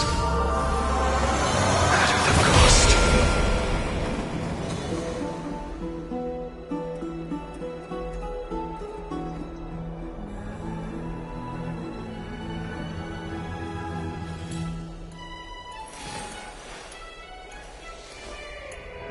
So this was my childhood dream, huh?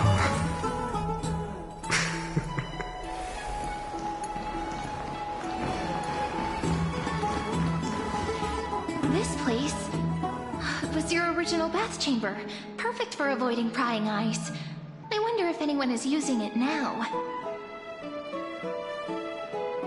Huh? The smell is... Wait, don't go in yet! Who's there? Oh, the little gray fry in pink sea hair.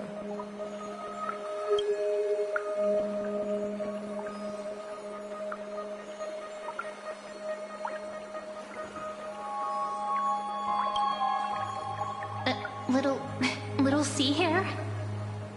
You barged into here without warning. Was it an accident, or did you wish to bathe with me?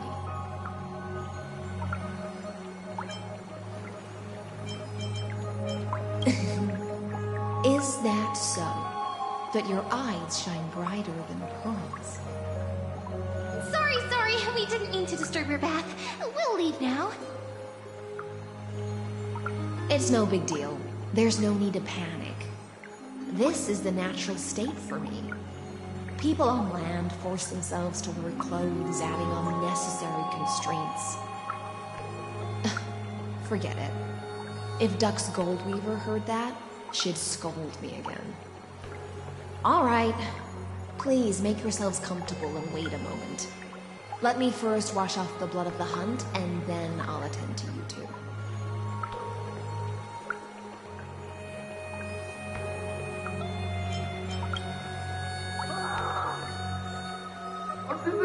The delegate from Ladon has been assassinated! Quick! Quick, someone come quick! Ah, the broken crab shell surfaces. I was worried it had been washed away by the current.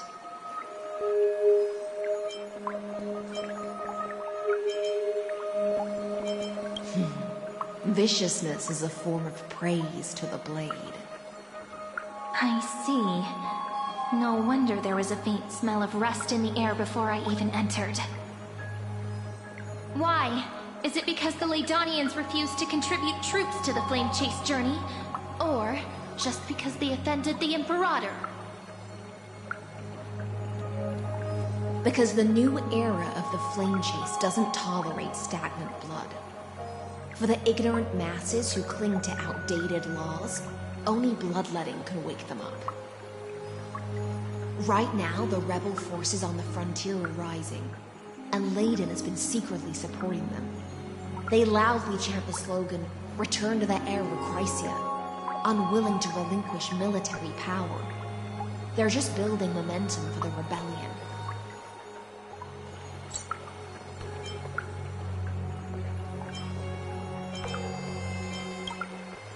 Thinking is a right given to citizens by the Imperator. I won't interfere with your thoughts. As long as you don't try to reverse the current of the times, you and I will both be free. But, Miss Hysealans, I can't even hear the slightest hint of joy in your words. Because I've already tasted ultimate freedom. Long, long ago, I lived in the sea. In that lightless abyss, far beyond civilization's reach, the great fish consumed the small, and when the great fish perished, their bodies became sustenance for the newborn, nourishing the whole ocean. This is the tide that carries civilization forward. Anyone may be devoured, or meet the fate of inevitable decay. Are you suggesting that ultimate freedom is in fact the cruelest fate for life? I only mean that if life wishes to preserve its dignity, it must first be bound by the law. There's no need for me to say more, Little Sea Hare. We're of one mind. Whether the Imperator's law can guide the schools of fish and lead us to a truly free ocean, let us wait and see. But for now, let's pause this heart-to-heart. Another fish has come, following the scent of blood. Being your subordinate is such a tragedy. I'm always having to worry about the messes you leave behind. It's simply our duty to the Imperator. All ready to go in an instant. Miss Hysealans, you truly are impossible to predict. Yet you, a golden trout who's always busy all day, suddenly have the time to visit me? Do you think I wanted to come? I suggest you burn some more of the incense offered by our allies, lest my creations be tainted by the reek of fish. I'm only here on the Imperator's behalf to remind you to prepare for the banquet. Fine. But I must retort. What you call the reek of fish, to me, is the unique fragrance of the sea. Besides, if my fine clothes get stained, won't you just gift me new ones? I won't.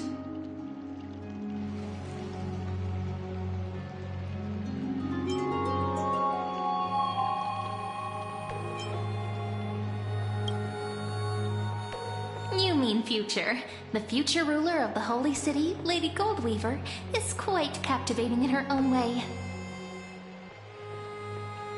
By the way, you both just mentioned a banquet. Could you elaborate on that? Oh, right, you don't know. Every time before a battle, or after a victory, the Imperator holds a grand feast for the Chrysos heirs to lift our spirits. For us warriors who swim constantly between life and death, these feasts are more worth looking forward to than victory. A banquet to prelude the hunt for the god of banquets, and honey brew as a tribute to commemorate the ancestor of honey brew. How absurd. Don't look so grim. All has been decided. Since it's a banquet for Fagusa, why not take a leaf out of the Titan's book? Live in the moment and enjoy life to the fullest. I'm not as carefree as you. That little Dolos kitten is already causing enough trouble for me. And on top of that, I still have tailoring commissions to complete. By the time the cool flame illuminates my eyes, I might not be able to focus as I used to. Glaya's eyes. Curious about these eyes? People often compare them to jewels. But I've already made my decision to ask Romance for eyes that can see everything. I wonder what this world will look like when I take the Divine Authority.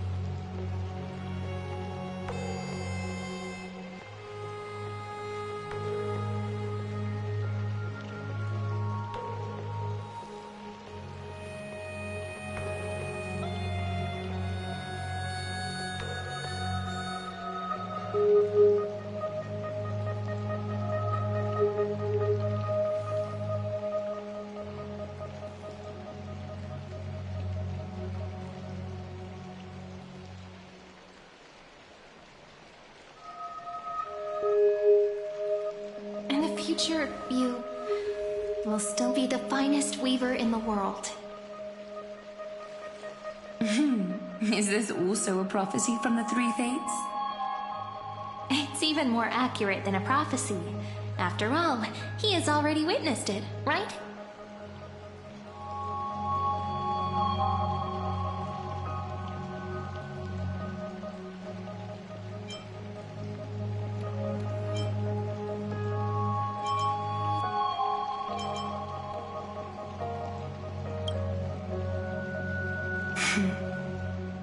Become a demigod and lose your humanity. That is the only reply I've received in the countless times I've sought wisdom from the prophecy. But Destiny's fragments are like stitches. Before they're threaded into splendid garments, no one can see their true charm, can they?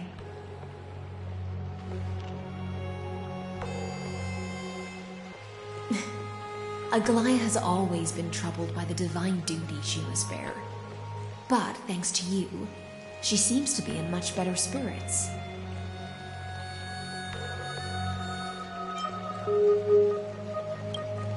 Just as she knows how the spinning wheel trembles, I can sense the smallest changes in the damp air. As for whether we know each other well, I've swum beside her since she was a child. Most of the time, I can understand the whispers in her heart. For those words she was too shy to say herself, I'll raise a glass to you on her behalf. Now, I leave this bath chamber to you. Rest well and prepare yourselves. After all, every time we drink and talk could be the last celebration we have in this life. Miss High Sealance has given us the bath chamber. It seems she really does do whatever she wants.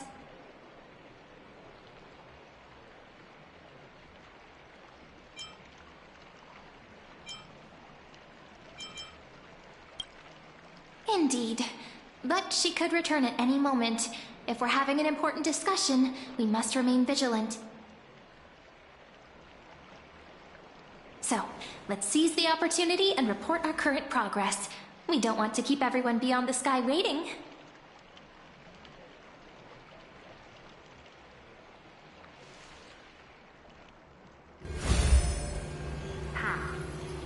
First, while that little empress with a candle stuck on her head didn't explicitly say it, she firmly rejected your request to take over the law. Fair enough. Second, Lygus is indeed in this timeline. But since he's somehow connected to that little empress, you have no way to find him. As expected. The road ahead will be long and difficult.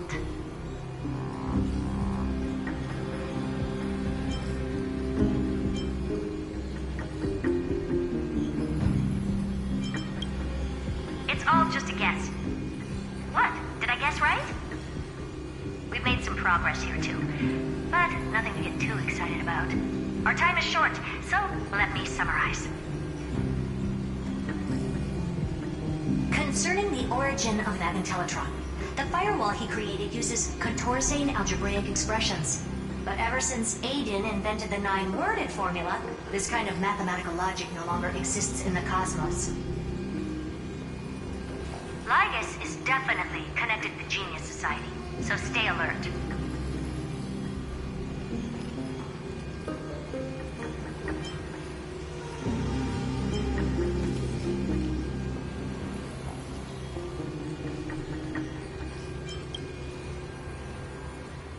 We can first exclude Droidhead themselves. They specialize in minding their own business and wouldn't intervene personally. But Screwy and I are still eliminating possibilities one by one. Currently, the most likely candidates are these few. The Lord of Silence, Acha. Oh, the 2 Ruperts are also possible. But it would be too boring if it were one of them.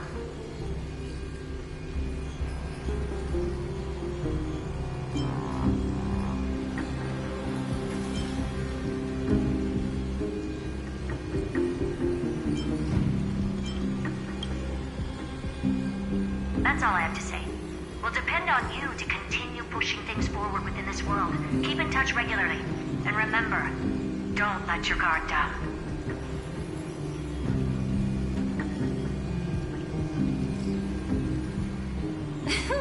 Madame Herta is a real whirlwind. Well then, let's use the banquet Aglaya mentioned as our next starting point. Ceridra's trusted followers should all be present at that time. It'll be a good opportunity to get closer to them. It's settled then. With our great teamwork, we'll be able to deal with anything that comes our way. It's been a long day. We should get some rest now. Yes, let's get ready for the banquet.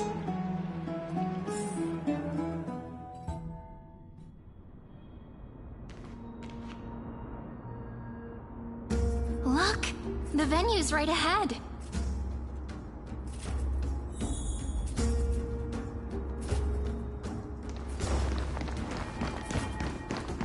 And I can even hear singing. It feels so romantic.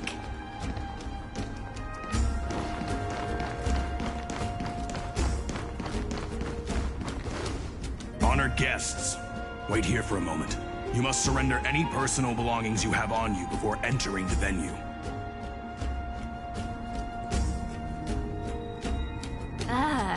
This hero always brings down the vibe whenever he shows up. The Imperator's elevated position means she must always remain meticulous and careful. Please do as I say, guests. It would avoid any unnecessary misunderstandings. I get that you don't want people to bring outside food into the banquet, but is it really necessary to confiscate books and quill pens? Even a quill pen can become a deadly weapon in the right hands. I'm asking for all your items. All, Miss Cyrene. Your belongings will remain safe. They will be looked after appropriately by dedicated staff. Looked after appropriately? Dedicated staff? Talk about a vague choice of words.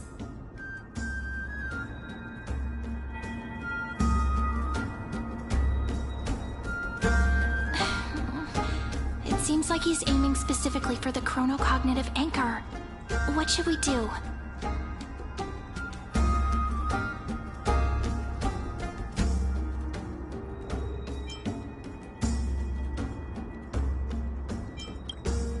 True.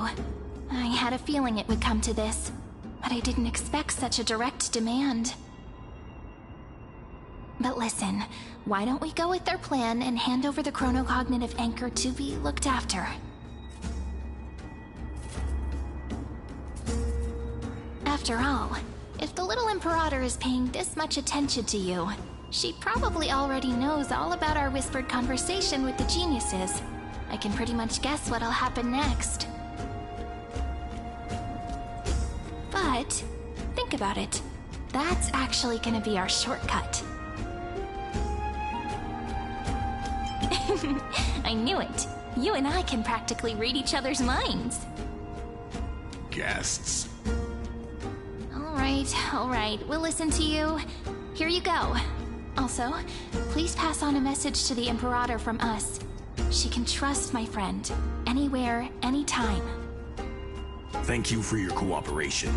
The Imperator has some urgent business she needs to attend to and will arrive shortly. Why don't you head in with the other guests first and enjoy the feast? Isn't Ceridra supposed to be the focus of the banquet? She's not even here. Why is it so difficult to talk to her?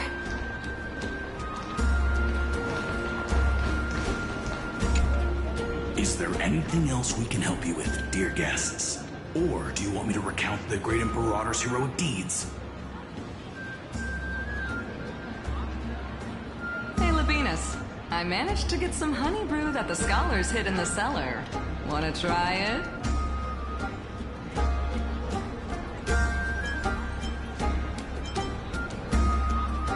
This banquet has a never-ending flow of honey brew. You're welcome to try it, and see whether our drinks are as good as those from beyond the sky. Thank you for the offer, but we're more interested in knowing when the Imperator will be back. The Imperator? Who knows? Maybe she's hiding somewhere, thinking up weird ideas again. If you ask me, she's never treated us soldiers properly, even though we put our necks on the line for her. Hey, I can't pretend I didn't hear that, Seneca. Either retract your statement or duel me. Fine by me. Attendant, bring us 10 more jars of honey brew. I'm gonna make sure he can't even stand straight by the end of this. You wish. Be careful you don't get drunk first. Actually, there are so many people, we wouldn't be able to find the Imperator even if she were here. I know. Let's look for seats that are raised up higher than others.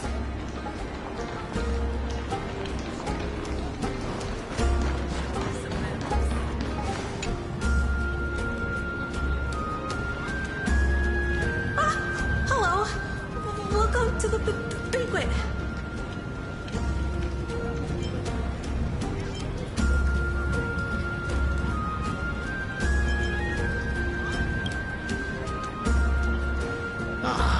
So, the Deliverer is attending this event, as expected.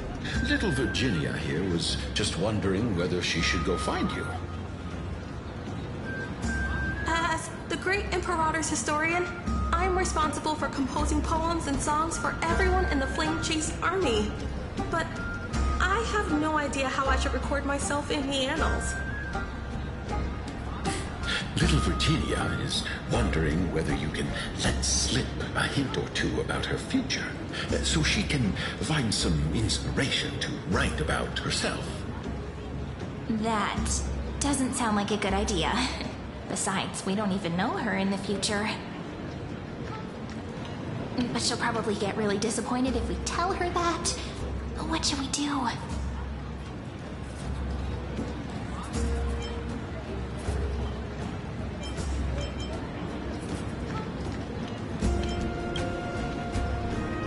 Alright, I got it. We can't reveal too much, but I think it wouldn't hurt to start your poem with the future. Maybe use something like, with hope, I write down the tale of tomorrow for myself, silently waiting, day after day, till the moment it fulfills its promise. How's that? Oh, that's exactly what I'm after! I'm so inspired! Thank you so much! I feel like I can actually finish composing the heroic saga of Flame Chase once we end this campaign!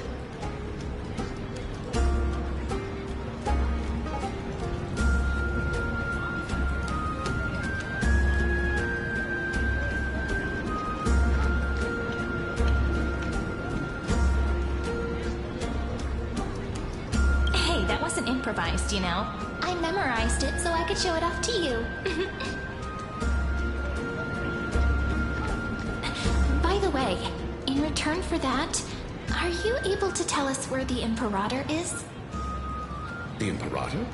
She usually wouldn't arrive this early. She believes that rulers should stay silent in places where their subjects hold private conversations.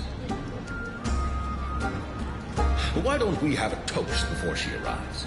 To reason, which is held but not revealed. To romance, which will surely be returned.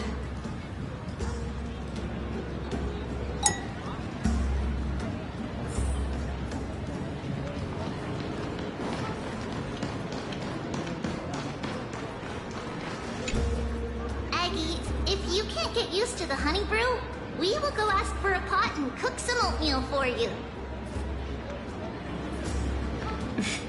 No need for that. This banquet is just too loud. And nothing and no one here is interesting. I just don't really want to be here. Lies! You were pretty energized when you came back from the bath chamber. Let me guess. Are you worrying about someone? About High Sealins? Or Little Cypher? You take everything too seriously. At this rate, life's gonna be real tough for you later on. Oh, you're the least qualified to lecture me about that, teacher.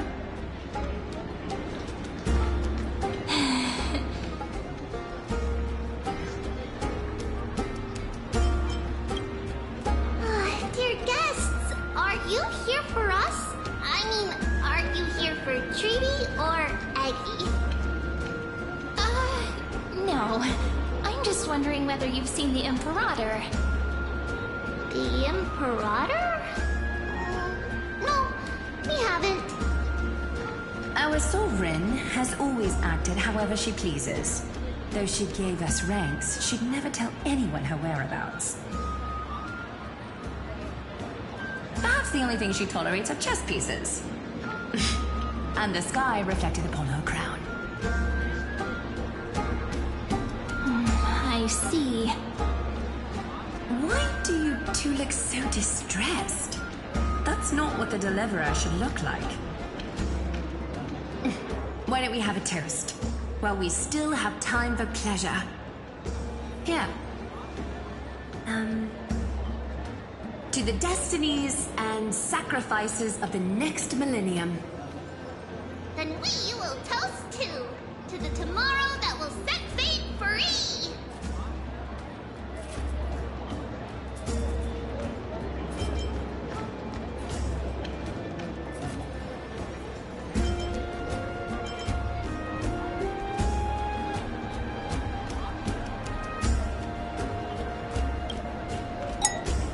Cheers. little sea hare. Please come over and share the delicacies of the deep sea with me.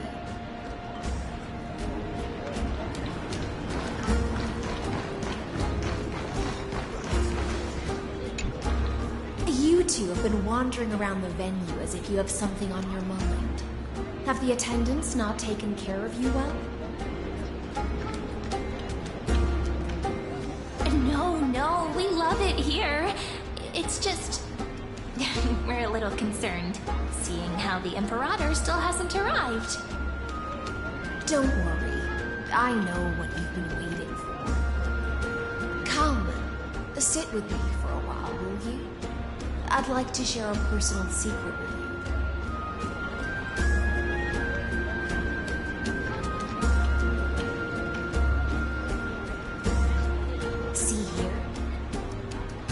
This is Fagusa's dew of divine blood, the sweetest of all the 12 bottles.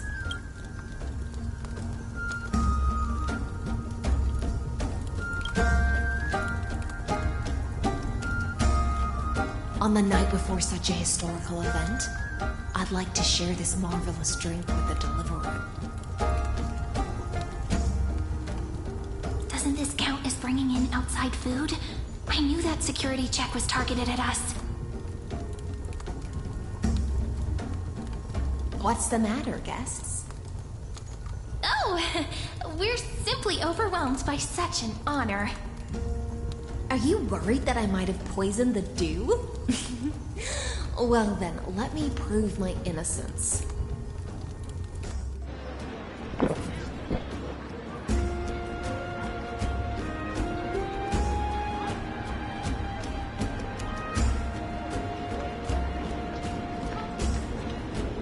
See?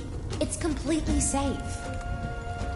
I feel like Miss High Sealands wants to talk to us about something. Why don't we go along with her for now?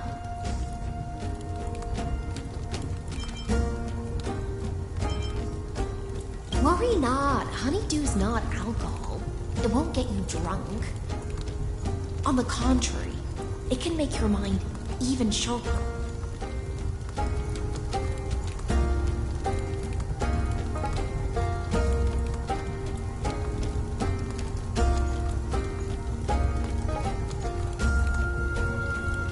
Have a taste. Would you like some too, little sea air? I can drink it myself. How is it? Sweet enough?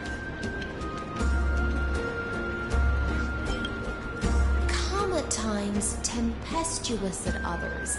That's the taste of the ocean. It'll do you good to understand Fagusa's fickleness before we set off to face their waves. Just like how you're about to understand the secrets within this dew. Now, please turn around. Very, very quietly. Don't make a single noise.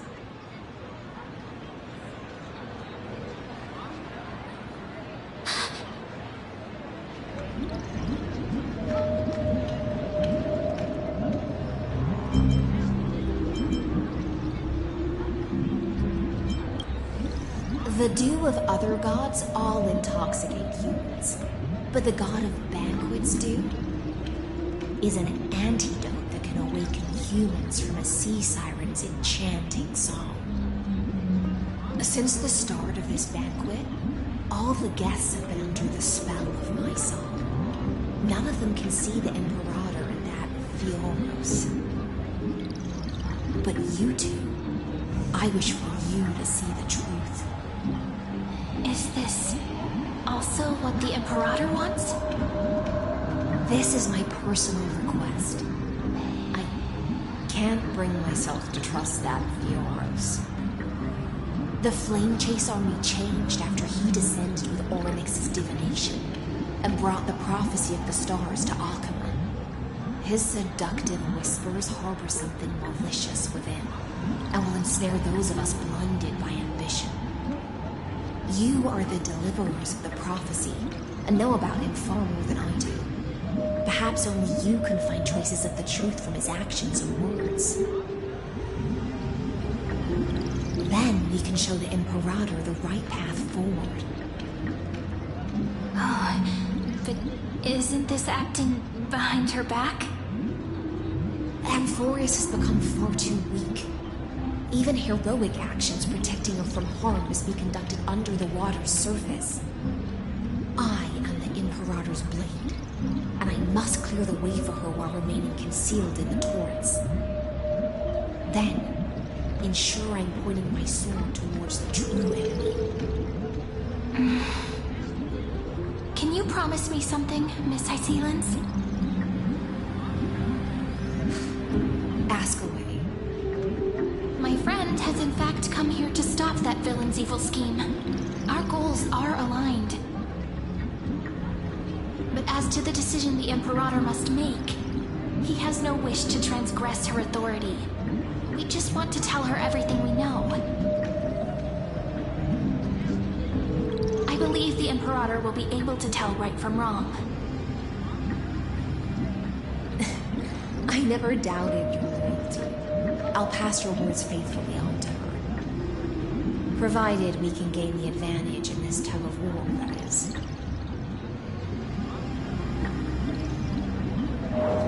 Now, return to the feast. Bring this cup with you and keep your distance. Pretend you are still immersed in the sea siren's fantasia. And I'll control the moisture in the air.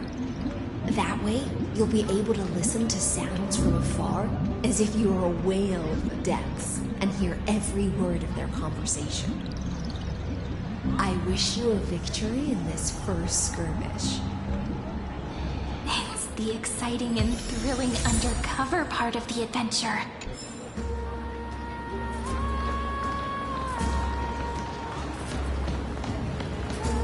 Let's mingle in the crowds here.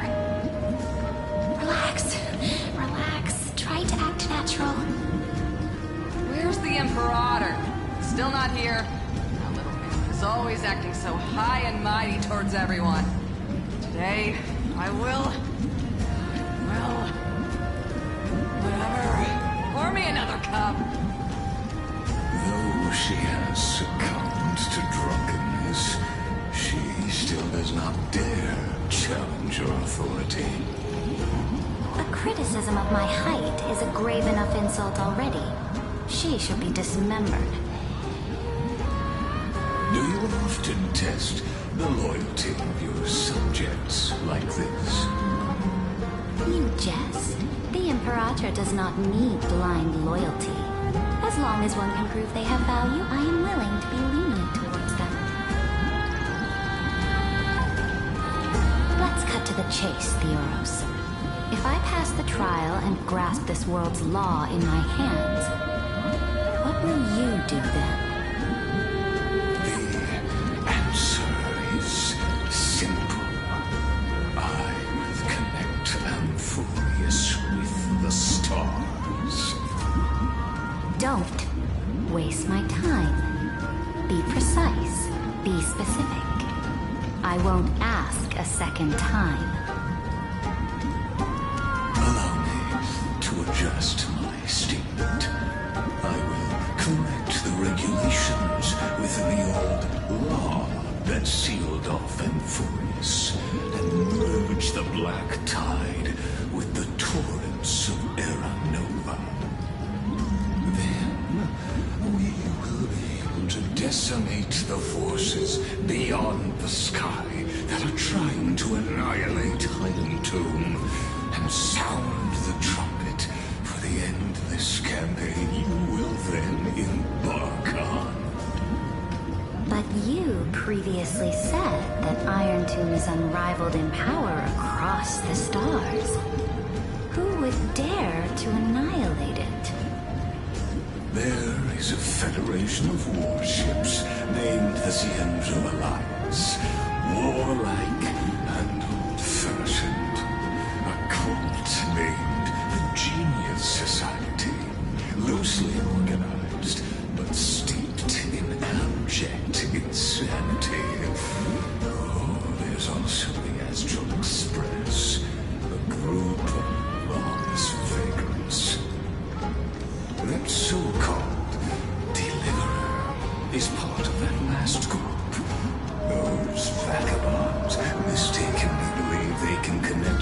cause for alliances instead of conquest. But history has already given them a tough lesson. There are countless other organizations besides, but when the Lord Ravager sweeps across the cosmos, they will certainly all bow before your empire of destruction. The Ackman Alliance is invincible! If those civilizations are not as feeble as you describe, then they may still have some value in testing the quality of my blade. That being said, even the smallest and weakest city-states should build an obelisk to the Imperator, so that their people can constantly recall the glory of her conquests. Walk a little longer with me, Theoros. I don't like how this is going. Our little Imperator seems fascinated by the destruction. Great Fly, little sea air. It seems like they're still talking. Get closer. I'll keep carrying their voices to you.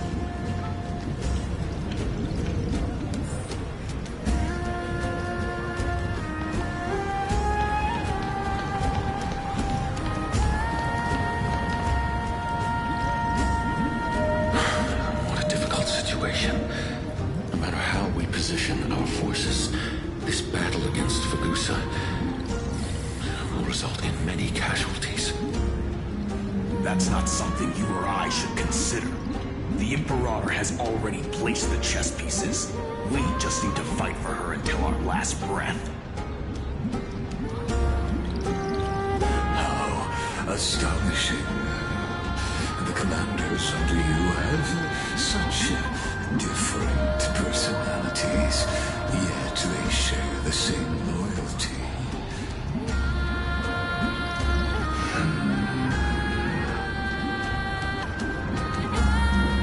He's looking this way. Quick, do something and pretend we can't see them.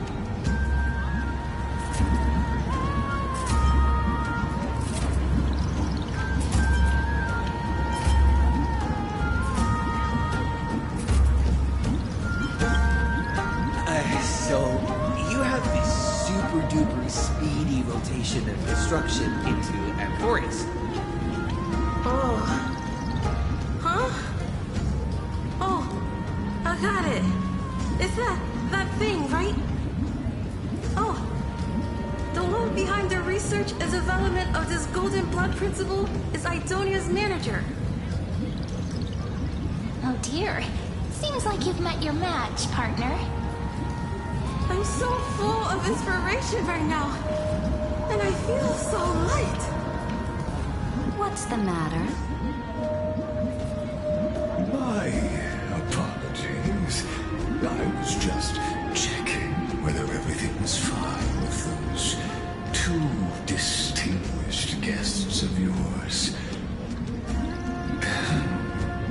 And it seems like all is well. Let us continue our previous conversation regarding the soldiers fighting for you.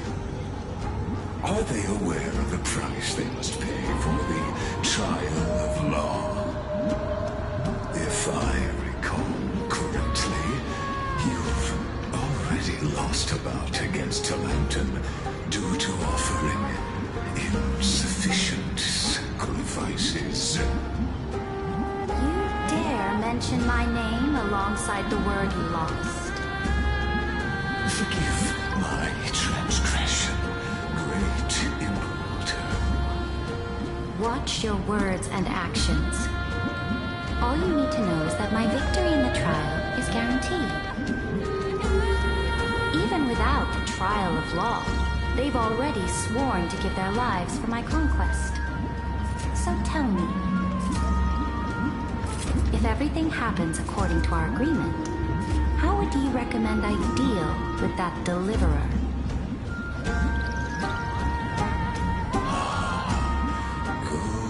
Good question. Do not let him fool you.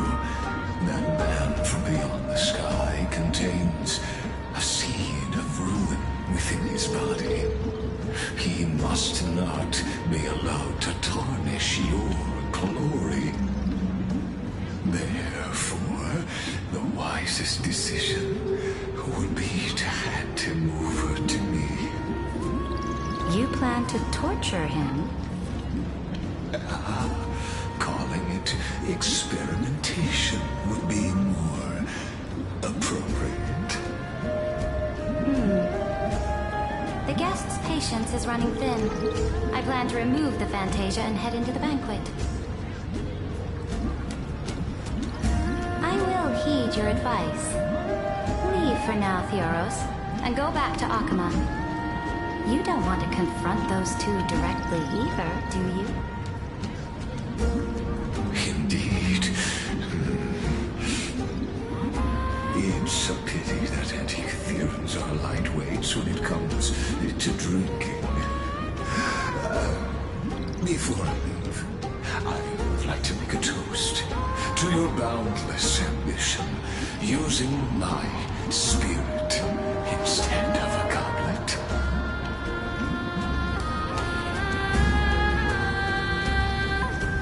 As I expected, that Theoros' schemes have been revealed.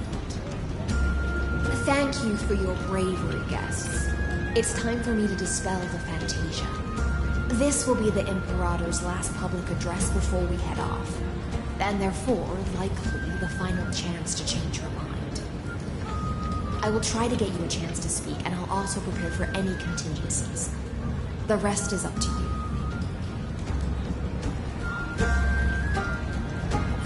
You should head back to your seats for now.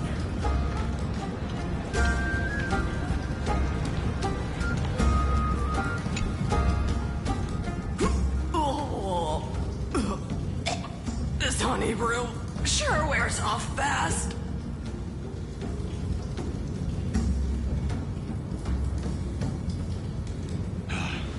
The Imperator! The Imperator has arrived! No need for formalities. I should be apologizing for my tardiness instead. The hour draws late, and I trust you have all had your fill of brews. Therefore, I will not observe the usual ceremonies. Any warrior who has fought by my side should have those speeches memorized by now. The Imperator's word is law. Are you out of your mind, Dux Frigoris? The Imperator hates flattery most of all.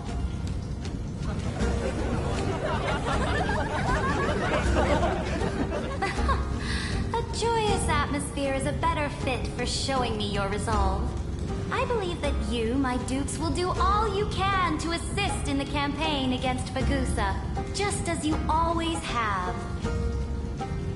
However, it's a pity that I have never tested your loyalty.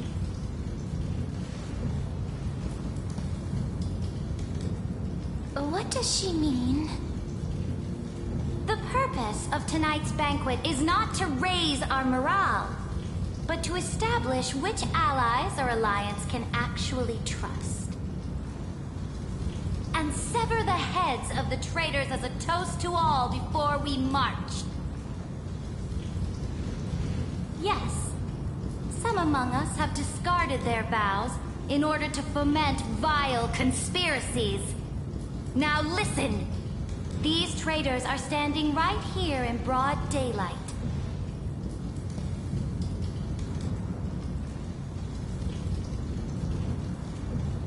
Dux Gladiorum High Sealens. She used the Sea Siren song to immerse the crowds in an illusion and conceal her whereabouts. She then worked with those from beyond the sky to spy on confidential matters, hoping to rob the core flame by force and harm me, the Imperator!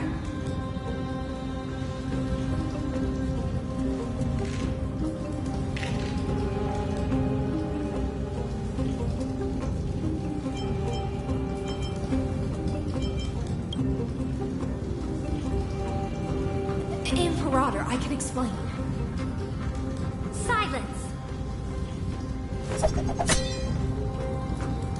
Do you remember who used to own this blade? She met you once, back at the Temple of the Three Fates. It was Kindness, the head of the Cleaners. She was the first to draw a blade against the Imperator, and personally made herself an example for my enemies.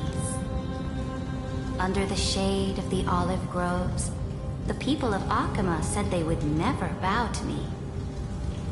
In the frozen, lethal fog, the people of Idonia said they would never bow to me.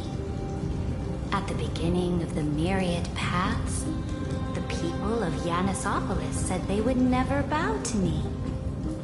But now, they all lie silent. They now fear me as they fear the law.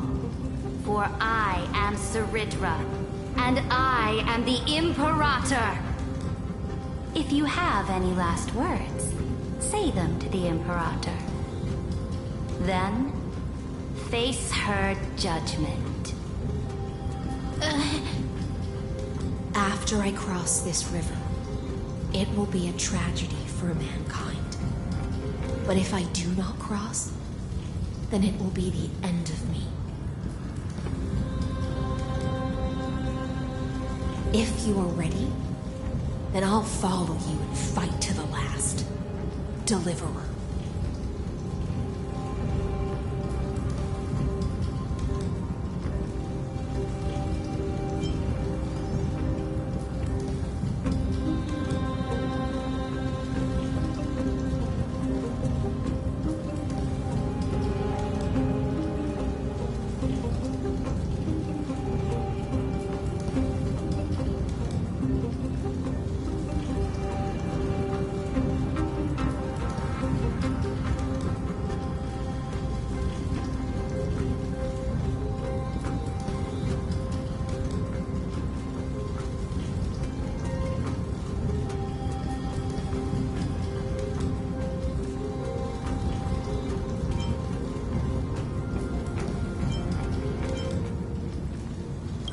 Friend.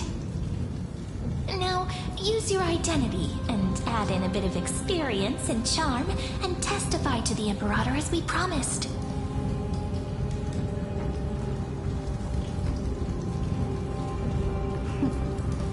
You think you can slay a king using your words instead of a sword? I'll have it. Show me the weight of rhetoric from beyond the sky.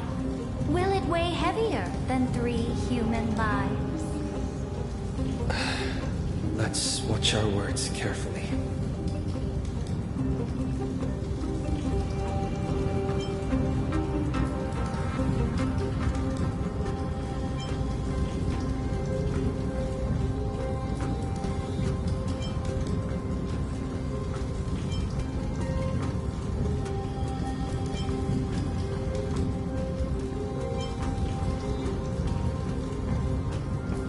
The prophecy that you know of, the Era Nova, spoken by Kefali, is nothing but a complete lie spun by Lygus. To fight that lie, a young man with the pseudonym of Finan lived through 30 million cycles of this world, all to save Amphorius from the end of the destruction. And Cyrene, the young woman standing beside me, also carries an equally heavy destiny.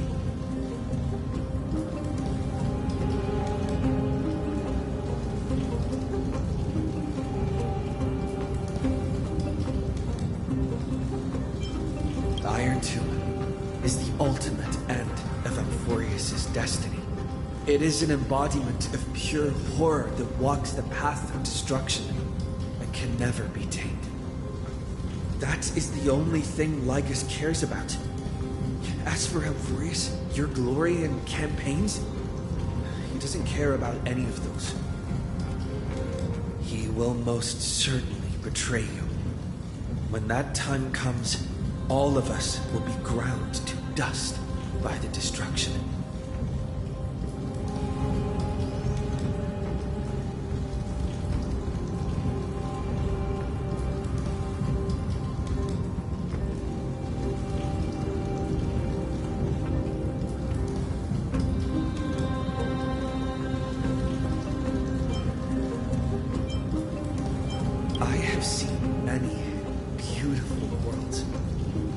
road chosen by the Trailblaze is to explore, understand, establish, and connect. That will never change. We will continue our journey until we have united the entire cosmos. Therefore, if you choose the way of the destruction, then I'll place your ambitions into the same basket as Lycus and smash them into pieces with my baseball bat.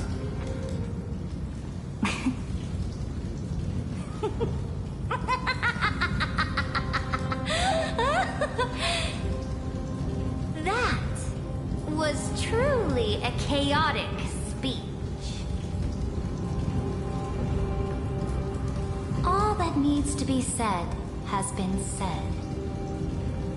Dux Frigoris, Dux Bramalis, escort the traitors to the prison.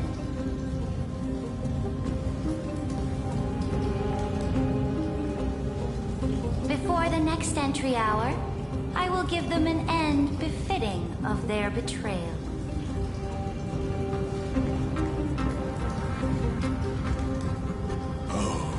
Great Imperator, your ambition certainly eclipses all things. You're still here, Theoros. Of course. As the Theoros, I simply cannot miss this moment, miss witnessing the fall of a nameless one. Perhaps I am waiting for you to give me an answer. Why would someone as powerful as you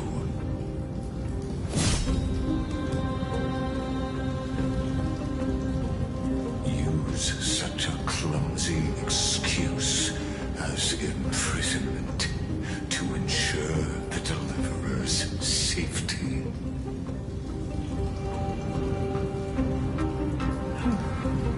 So you finally tossed aside your act. I must point out that you are just as impressive an actor. This banquet was always going to be a game of chess, where you would try to control both sides and turn both them and me into your pawns. That's right. That little Imperator never trusted anyone. She was always trying to see which side had more sincerity.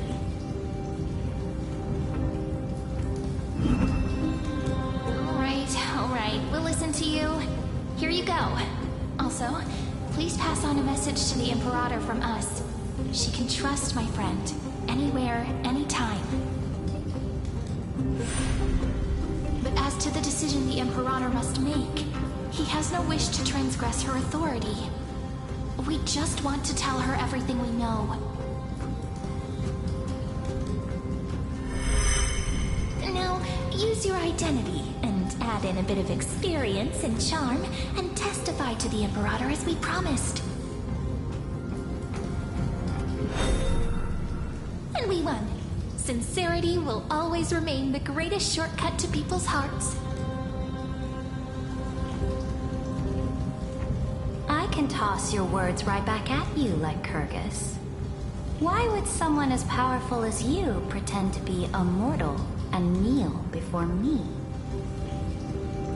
Unless you enjoy giving flattery and prostrating yourself. You are mistaken.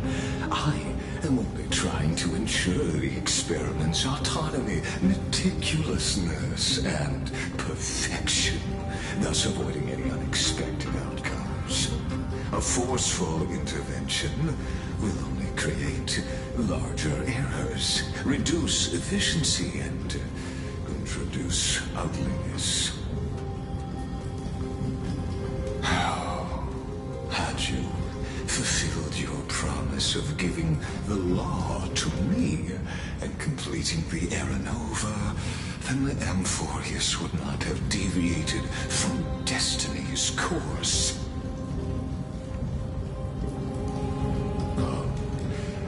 You broke your promise. What a pity. In that case, I must carry out my duty as the administrator and eradicate all factors steering the experiment out of control. Factors such as you and him. Careful. Careful. What was that voice? Was it Oryx? I found you. I finally found you. Be careful. This land will face disaster.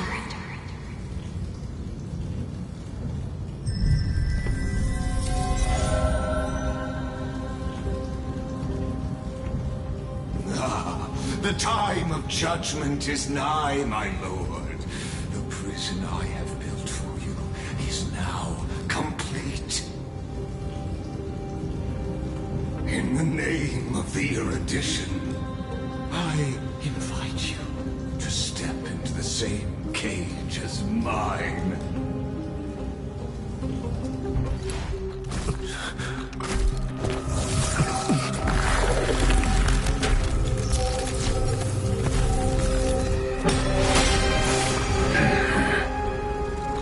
What's the meaning of this, Imperator?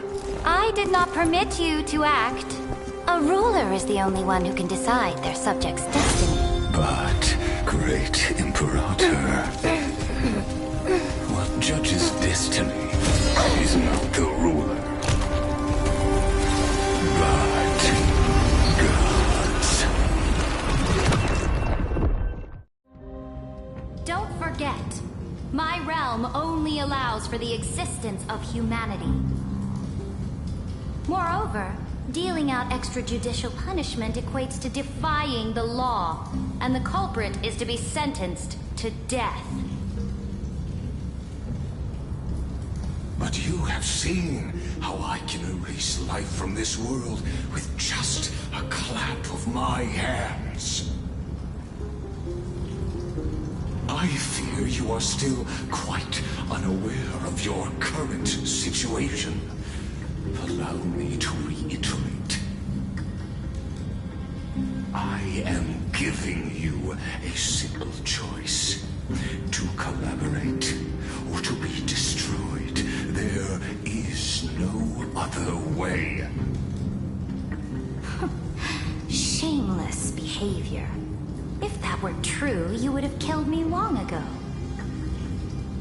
You, in fact, cannot kill me. I guessed it the first time I beheaded you. Because of the law, you cannot be completely destroyed. And the same is true of the Chrysos heirs.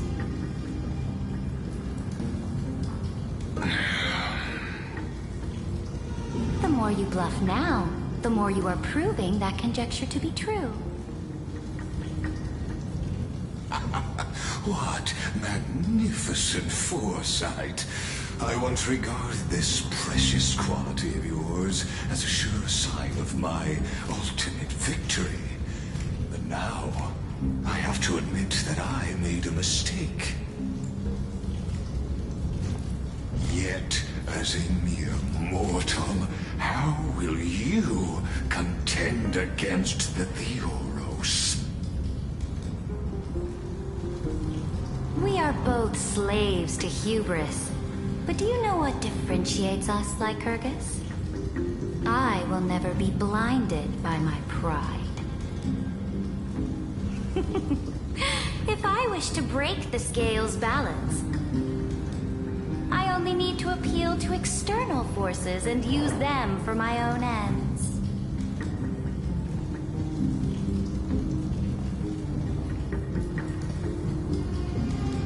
Finally, we get to meet face to face, Senior Society member.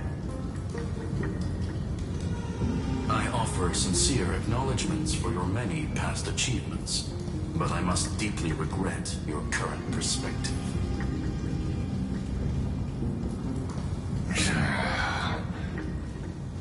Trust trust me when I say that you aren't the only one feeling regret right now. Screw them.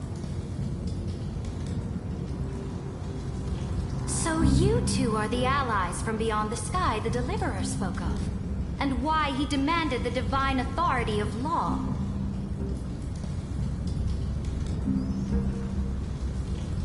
Come and prove your strength to me. Show me the power of these so-called paths. I have spent much time and effort to secure this treasure from beyond the sky just for this moment. In the name of the Sovereign of Planet Screwlum, your allies have responded to your call, esteemed Imperator. Please allow me to spell the situation out for you, Lord Lycus. Permission to read the ultimate protocol is already in my hands. It'll only be a matter of time before we acquire the authority to write and execute commands as well. There's no way the flame chase journey will continue after you've burnt your bridges so thoroughly like this. Do you really think you can still win? Oh, seriously. Don't embarrass the society.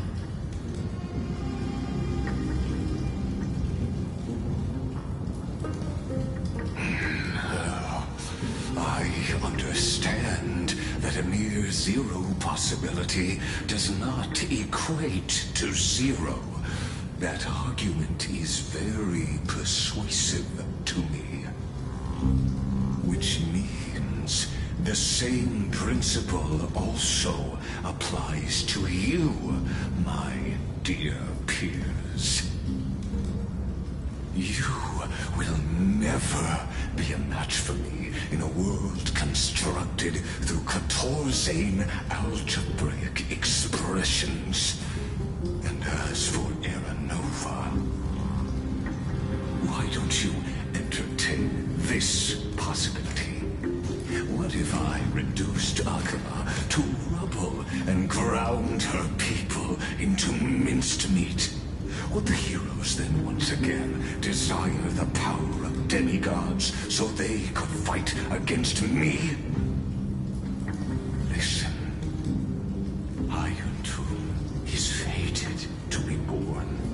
You may shackle me and put me in chains, but I have thousands of ways to ensure the destruction's descent. And what I just mentioned is only one out of those thousands.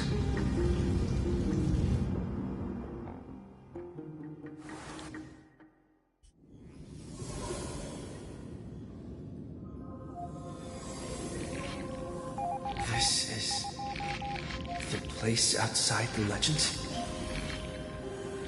This doesn't feel the same as before. How should I get back? Warning, warning, warning.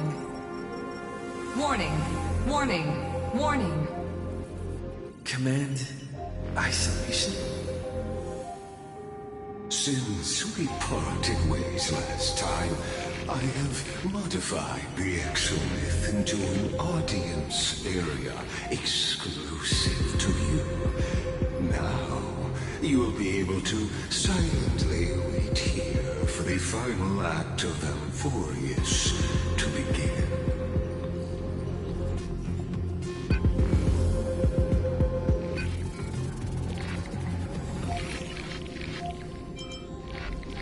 Oh, we always feel so powerless before fate, don't we? This could, in fact, be a wonderful opportunity for you. From the audience's perspective, you may better observe the workings of the erudition at a macroscopic level. In this place where time flows far slower than within Amphorius, you will witness the end of that world's saga.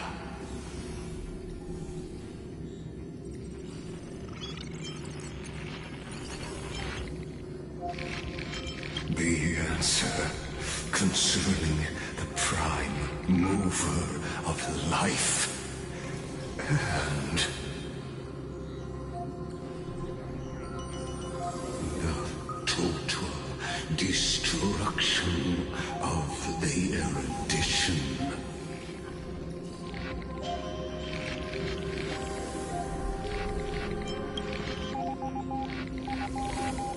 Do you see me as their faithful disciple? I am certain not. I have tried so hard to ensure Iron Two's birth, just so that I can correct the error named erudition that humanity crafted with their own hands. I yearn to return to those days before Noose was born. Back then, the boundaries of knowledge were like the starry skies, evoking feelings of longing and delight among humankind. But now, truth has become the sacrificial offering required to gain an audience with them. And the geniuses would say that Noose already knew. That arrogant Eon was born from the primal mobile of humans' desire for knowledge. Yet, they themselves sealed off humanity's capacity to seek enlightenment. I am simply cutting down the tree of doom that we planted ourselves. I must admit that the process of answering your questions has reminded me of the happy days of learning in my youth. However, it is a pity that my true form must now descend into Euphorius to deal with the accident that arose because of you. But you won't have to wait long. When the curtain falls, you'll surely understand mine and Euphorius's ardent wish. Where time flows slower than within Euphorius. If Lycus spoke the truth, then I don't have much time left. But how can I get out of here? Can you hear me? Little one! Is that Herta's voice? Warning! Warning! Warning! Hurry up! Put some speed into it! I can't keep this up for much longer!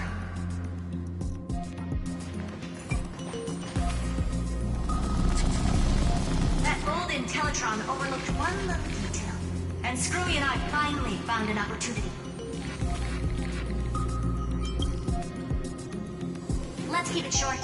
While you were gone, well, in those few years, Euphorius... Yes, time dilation, resulting in an uneven flow. Don't you know this already? Let's stick to the main points. The Chrysos heirs activated the chronocognitive anchor and helped Skrull and me open a hole in the firewall. We made some adjustments, so he can't attack us immediately, but it won't hold for long. Critical warning. Critical warning.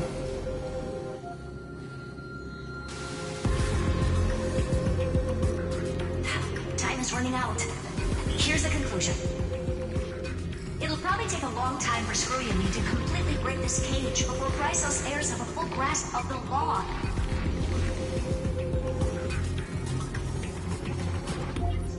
To be safe, we'll continue to launch side-channel attacks on the system to give you opportunities to escape.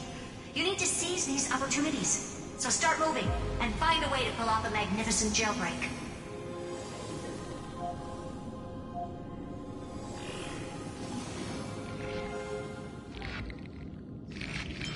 We detected another path's influence. Critical warning. Critical warning.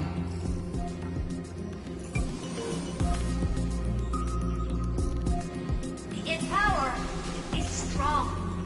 May be able to help use the path's power. Make it detect you. Unauthorized communication terminated.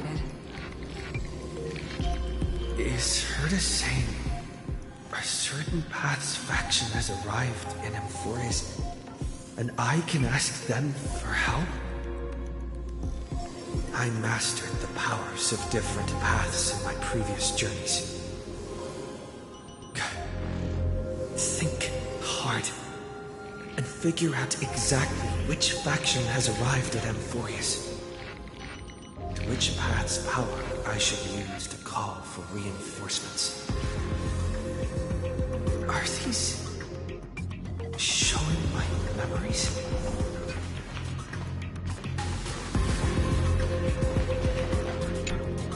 With a Stellaron in my body, I woke up at the Herta space station and gained the power of the destruction. A world that'll give rise to a Lord Ravager would definitely draw the attention of the destruction. The Stellaron in my belly is gonna be super useful. But what if I end up pulling in the Antimatter Legion or the Annihilation Gang? Can they really help?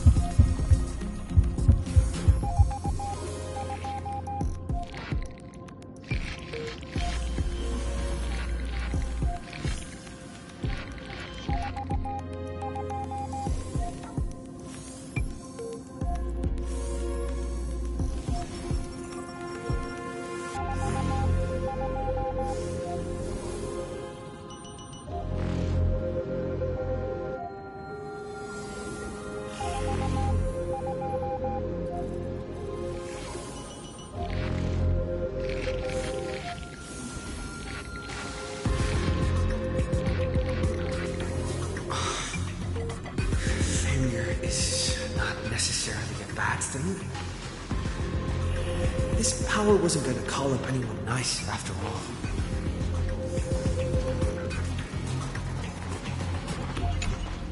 I obtained the flaming lance left by the architects and gained the power of the preservation in Belobog. That's right!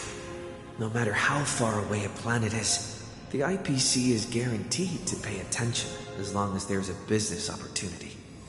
Isn't Amphorius a pristine and untapped market?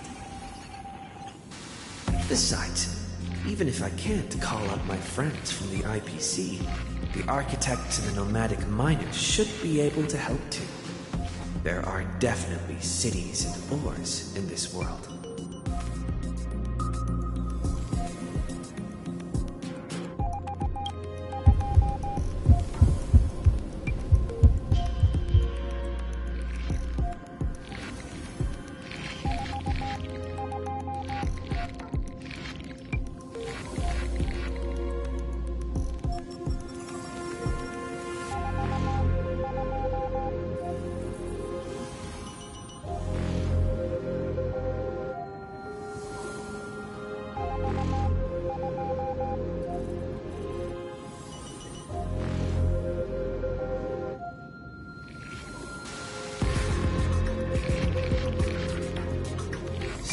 Since Amphorius has no overseas market, the IPC's hand can't reach it.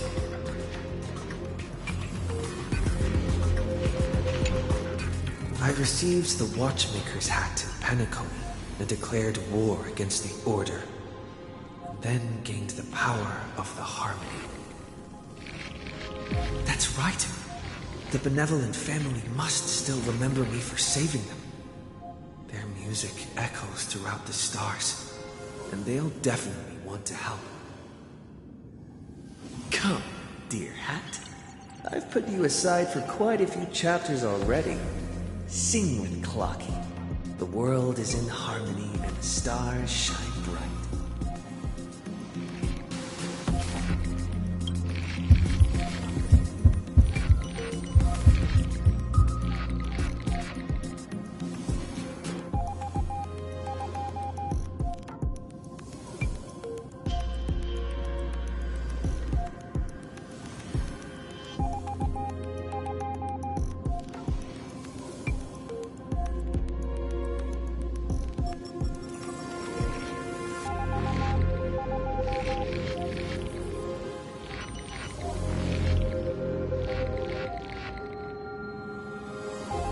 Doesn't Lycus want this story to have background music? Such terrible taste.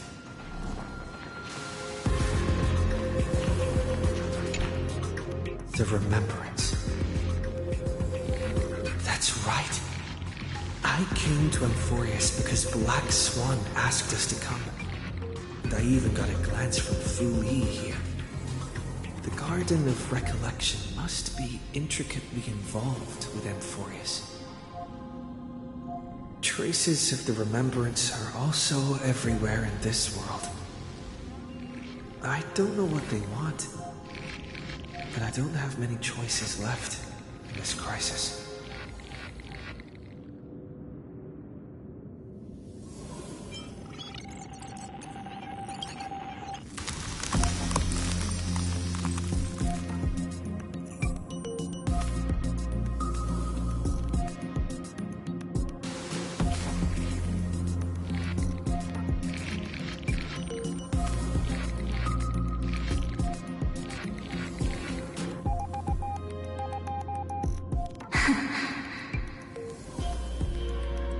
I finally found you.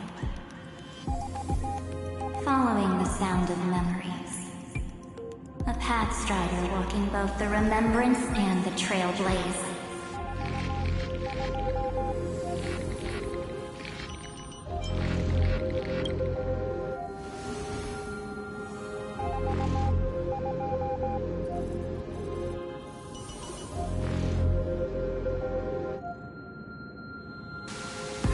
Warning! Warning! Warning!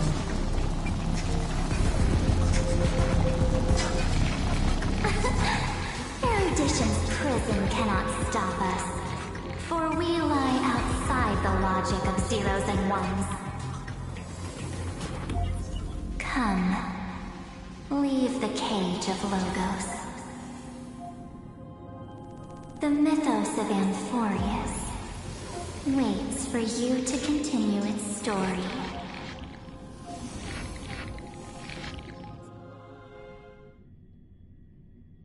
When that brightest star, that star heralding the dawn, finally rises, a boat, so used to drifting, at long last enters an island's safe embrace. Oh, Pathstrider, we have helped you break free. Hurry and set off. The Child of Remembrance awaits you. March? What's she doing here?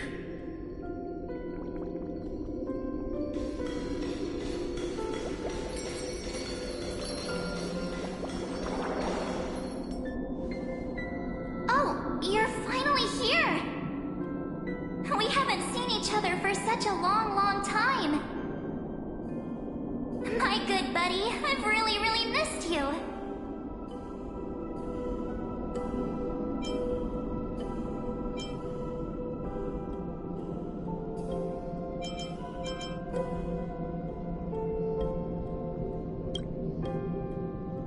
Aw, don't be so sad. Aren't we seeing each other right now? It's been so boring waiting for you in this place. There's no one to chat with, no internet, and not even anything to eat or drink. It's basically a prison. Now the great hero is finally here to save me. Yippee! You must have seen a lot in Amphorius during this time, right? You gotta tell me all about it.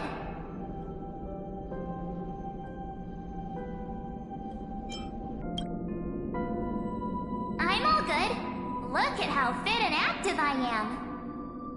But let's get out of this spooky place first. This is not a good spot for a reunion chat. Why don't you take me back to reality? A strange voice told me that I can enter Amphorius if I keep following this road. So, let's head off. I still don't know what that world even looks like. Why does March feel so weird? What are you standing around for? Do you actually like this place? Get moving. Hurry! This door should be the exit. Maybe my instincts are wrong. Let's follow her first.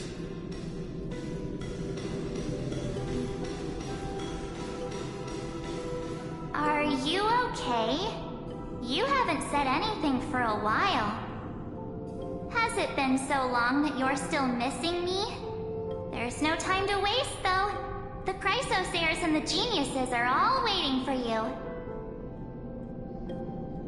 No. The discrepancy is getting worse.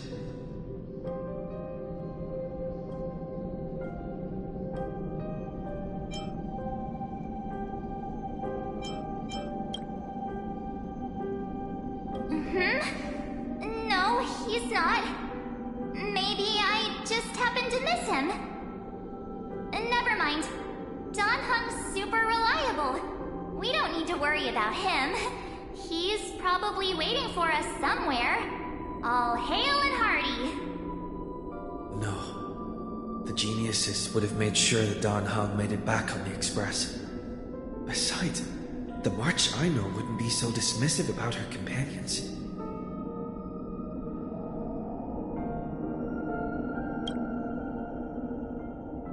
Huh? Isn't Amphorius the world of the Chrysosayers and their hero's journey? I could figure that out in an instant. But Amphorius cannot be observed from the outside. She couldn't possibly know about these things. Unless Don Hung told her.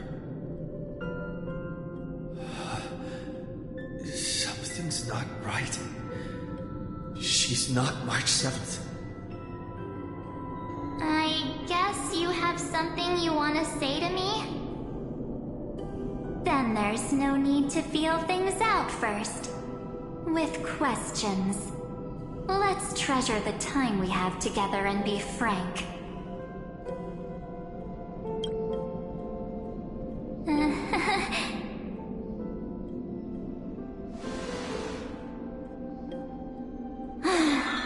As expected.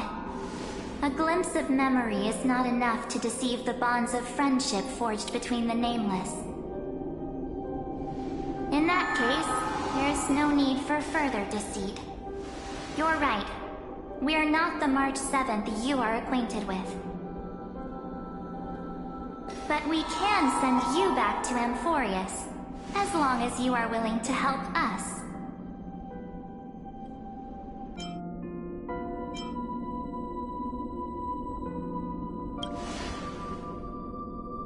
She's fine. This form was simply borrowed from your memories. We'll introduce ourselves to gain your trust. We are the Garden of Recollection.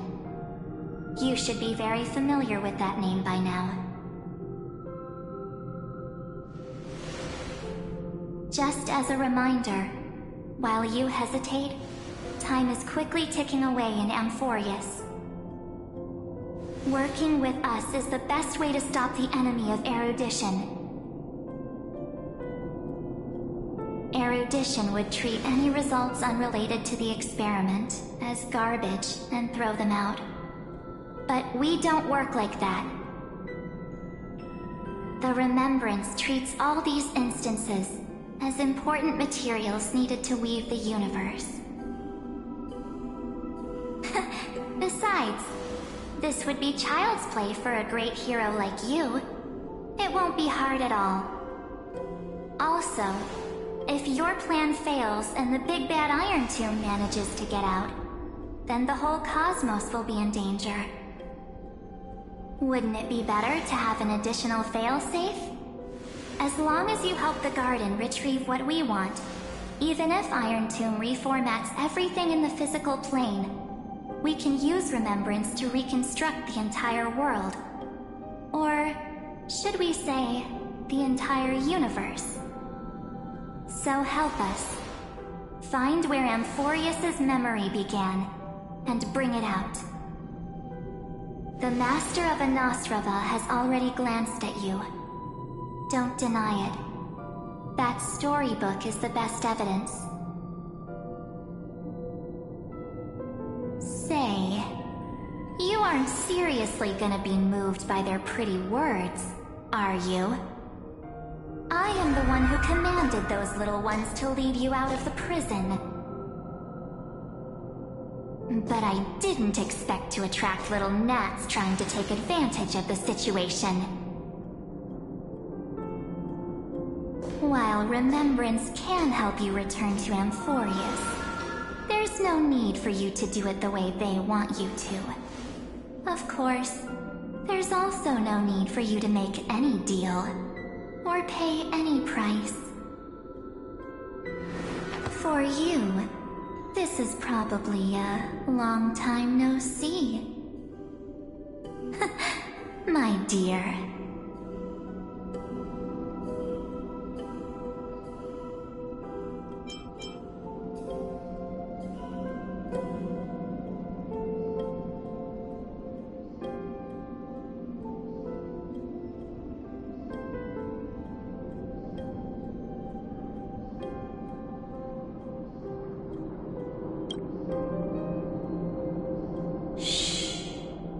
There's no need to say anything.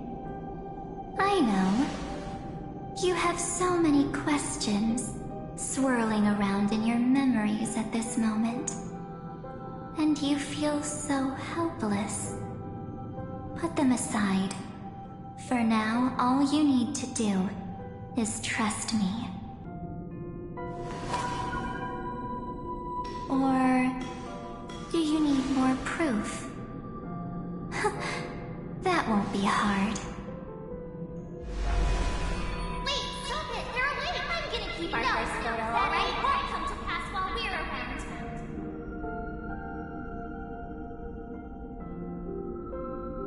And now, the statue. Is that Donhar's brother?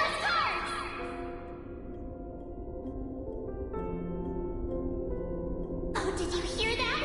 She just called me, but I'm not here. The future is full of pain. We won't escape from it.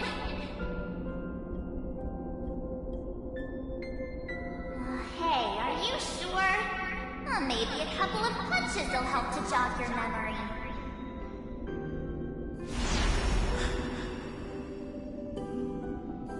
It's as if they all happened just yesterday, right? I don't want to lie to you, which is why I will not use her name.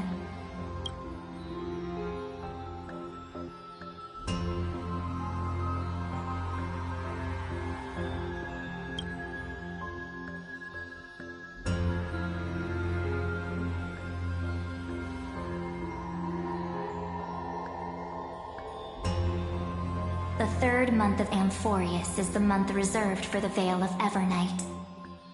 So, place me into your memory using the name Evernight for now. I'm happy to explain more, just not now. We might have a lot of time to ourselves, but Amphorius does not have that luxury. If we do not stop erudition and destruction, then the journey you've treasured so much will face the prelude to its obliteration. A countdown not in amber eras, but in days, minutes, seconds. So, take this gift, this burning core flame, This footnote of a transaction. It contains hope, and the warmth of the entire world. Ripples of past reverie. She hid this fire in the long river of time, hoping that her wishes would transcend time to reach your hands in the future. Now, take it, and return with it, dear friend. Return to Amphorius, and overturn the final era Nova. Witness the time that stood still for the Deliverer, and the resistance that never bowed to the destiny of destruction over the long years that passed in a flash. Then, with this core flame blessed by the remembrance, respond to their hopes and blaze a trail to the future. And I will silently watch in a corner of time, waiting for our next encounter. I believe the wait won't be too long.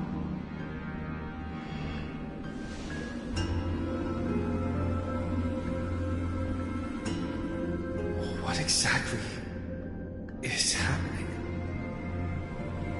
Keep going. Keep trailblazing. For Amphorius. For you. And for the March 7th in your memories. Go forth.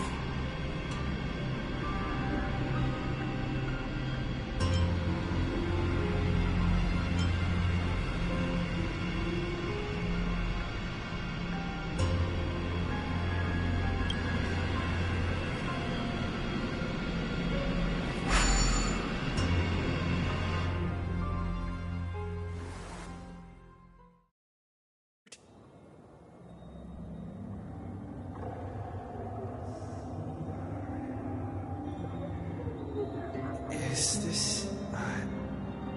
Akuma?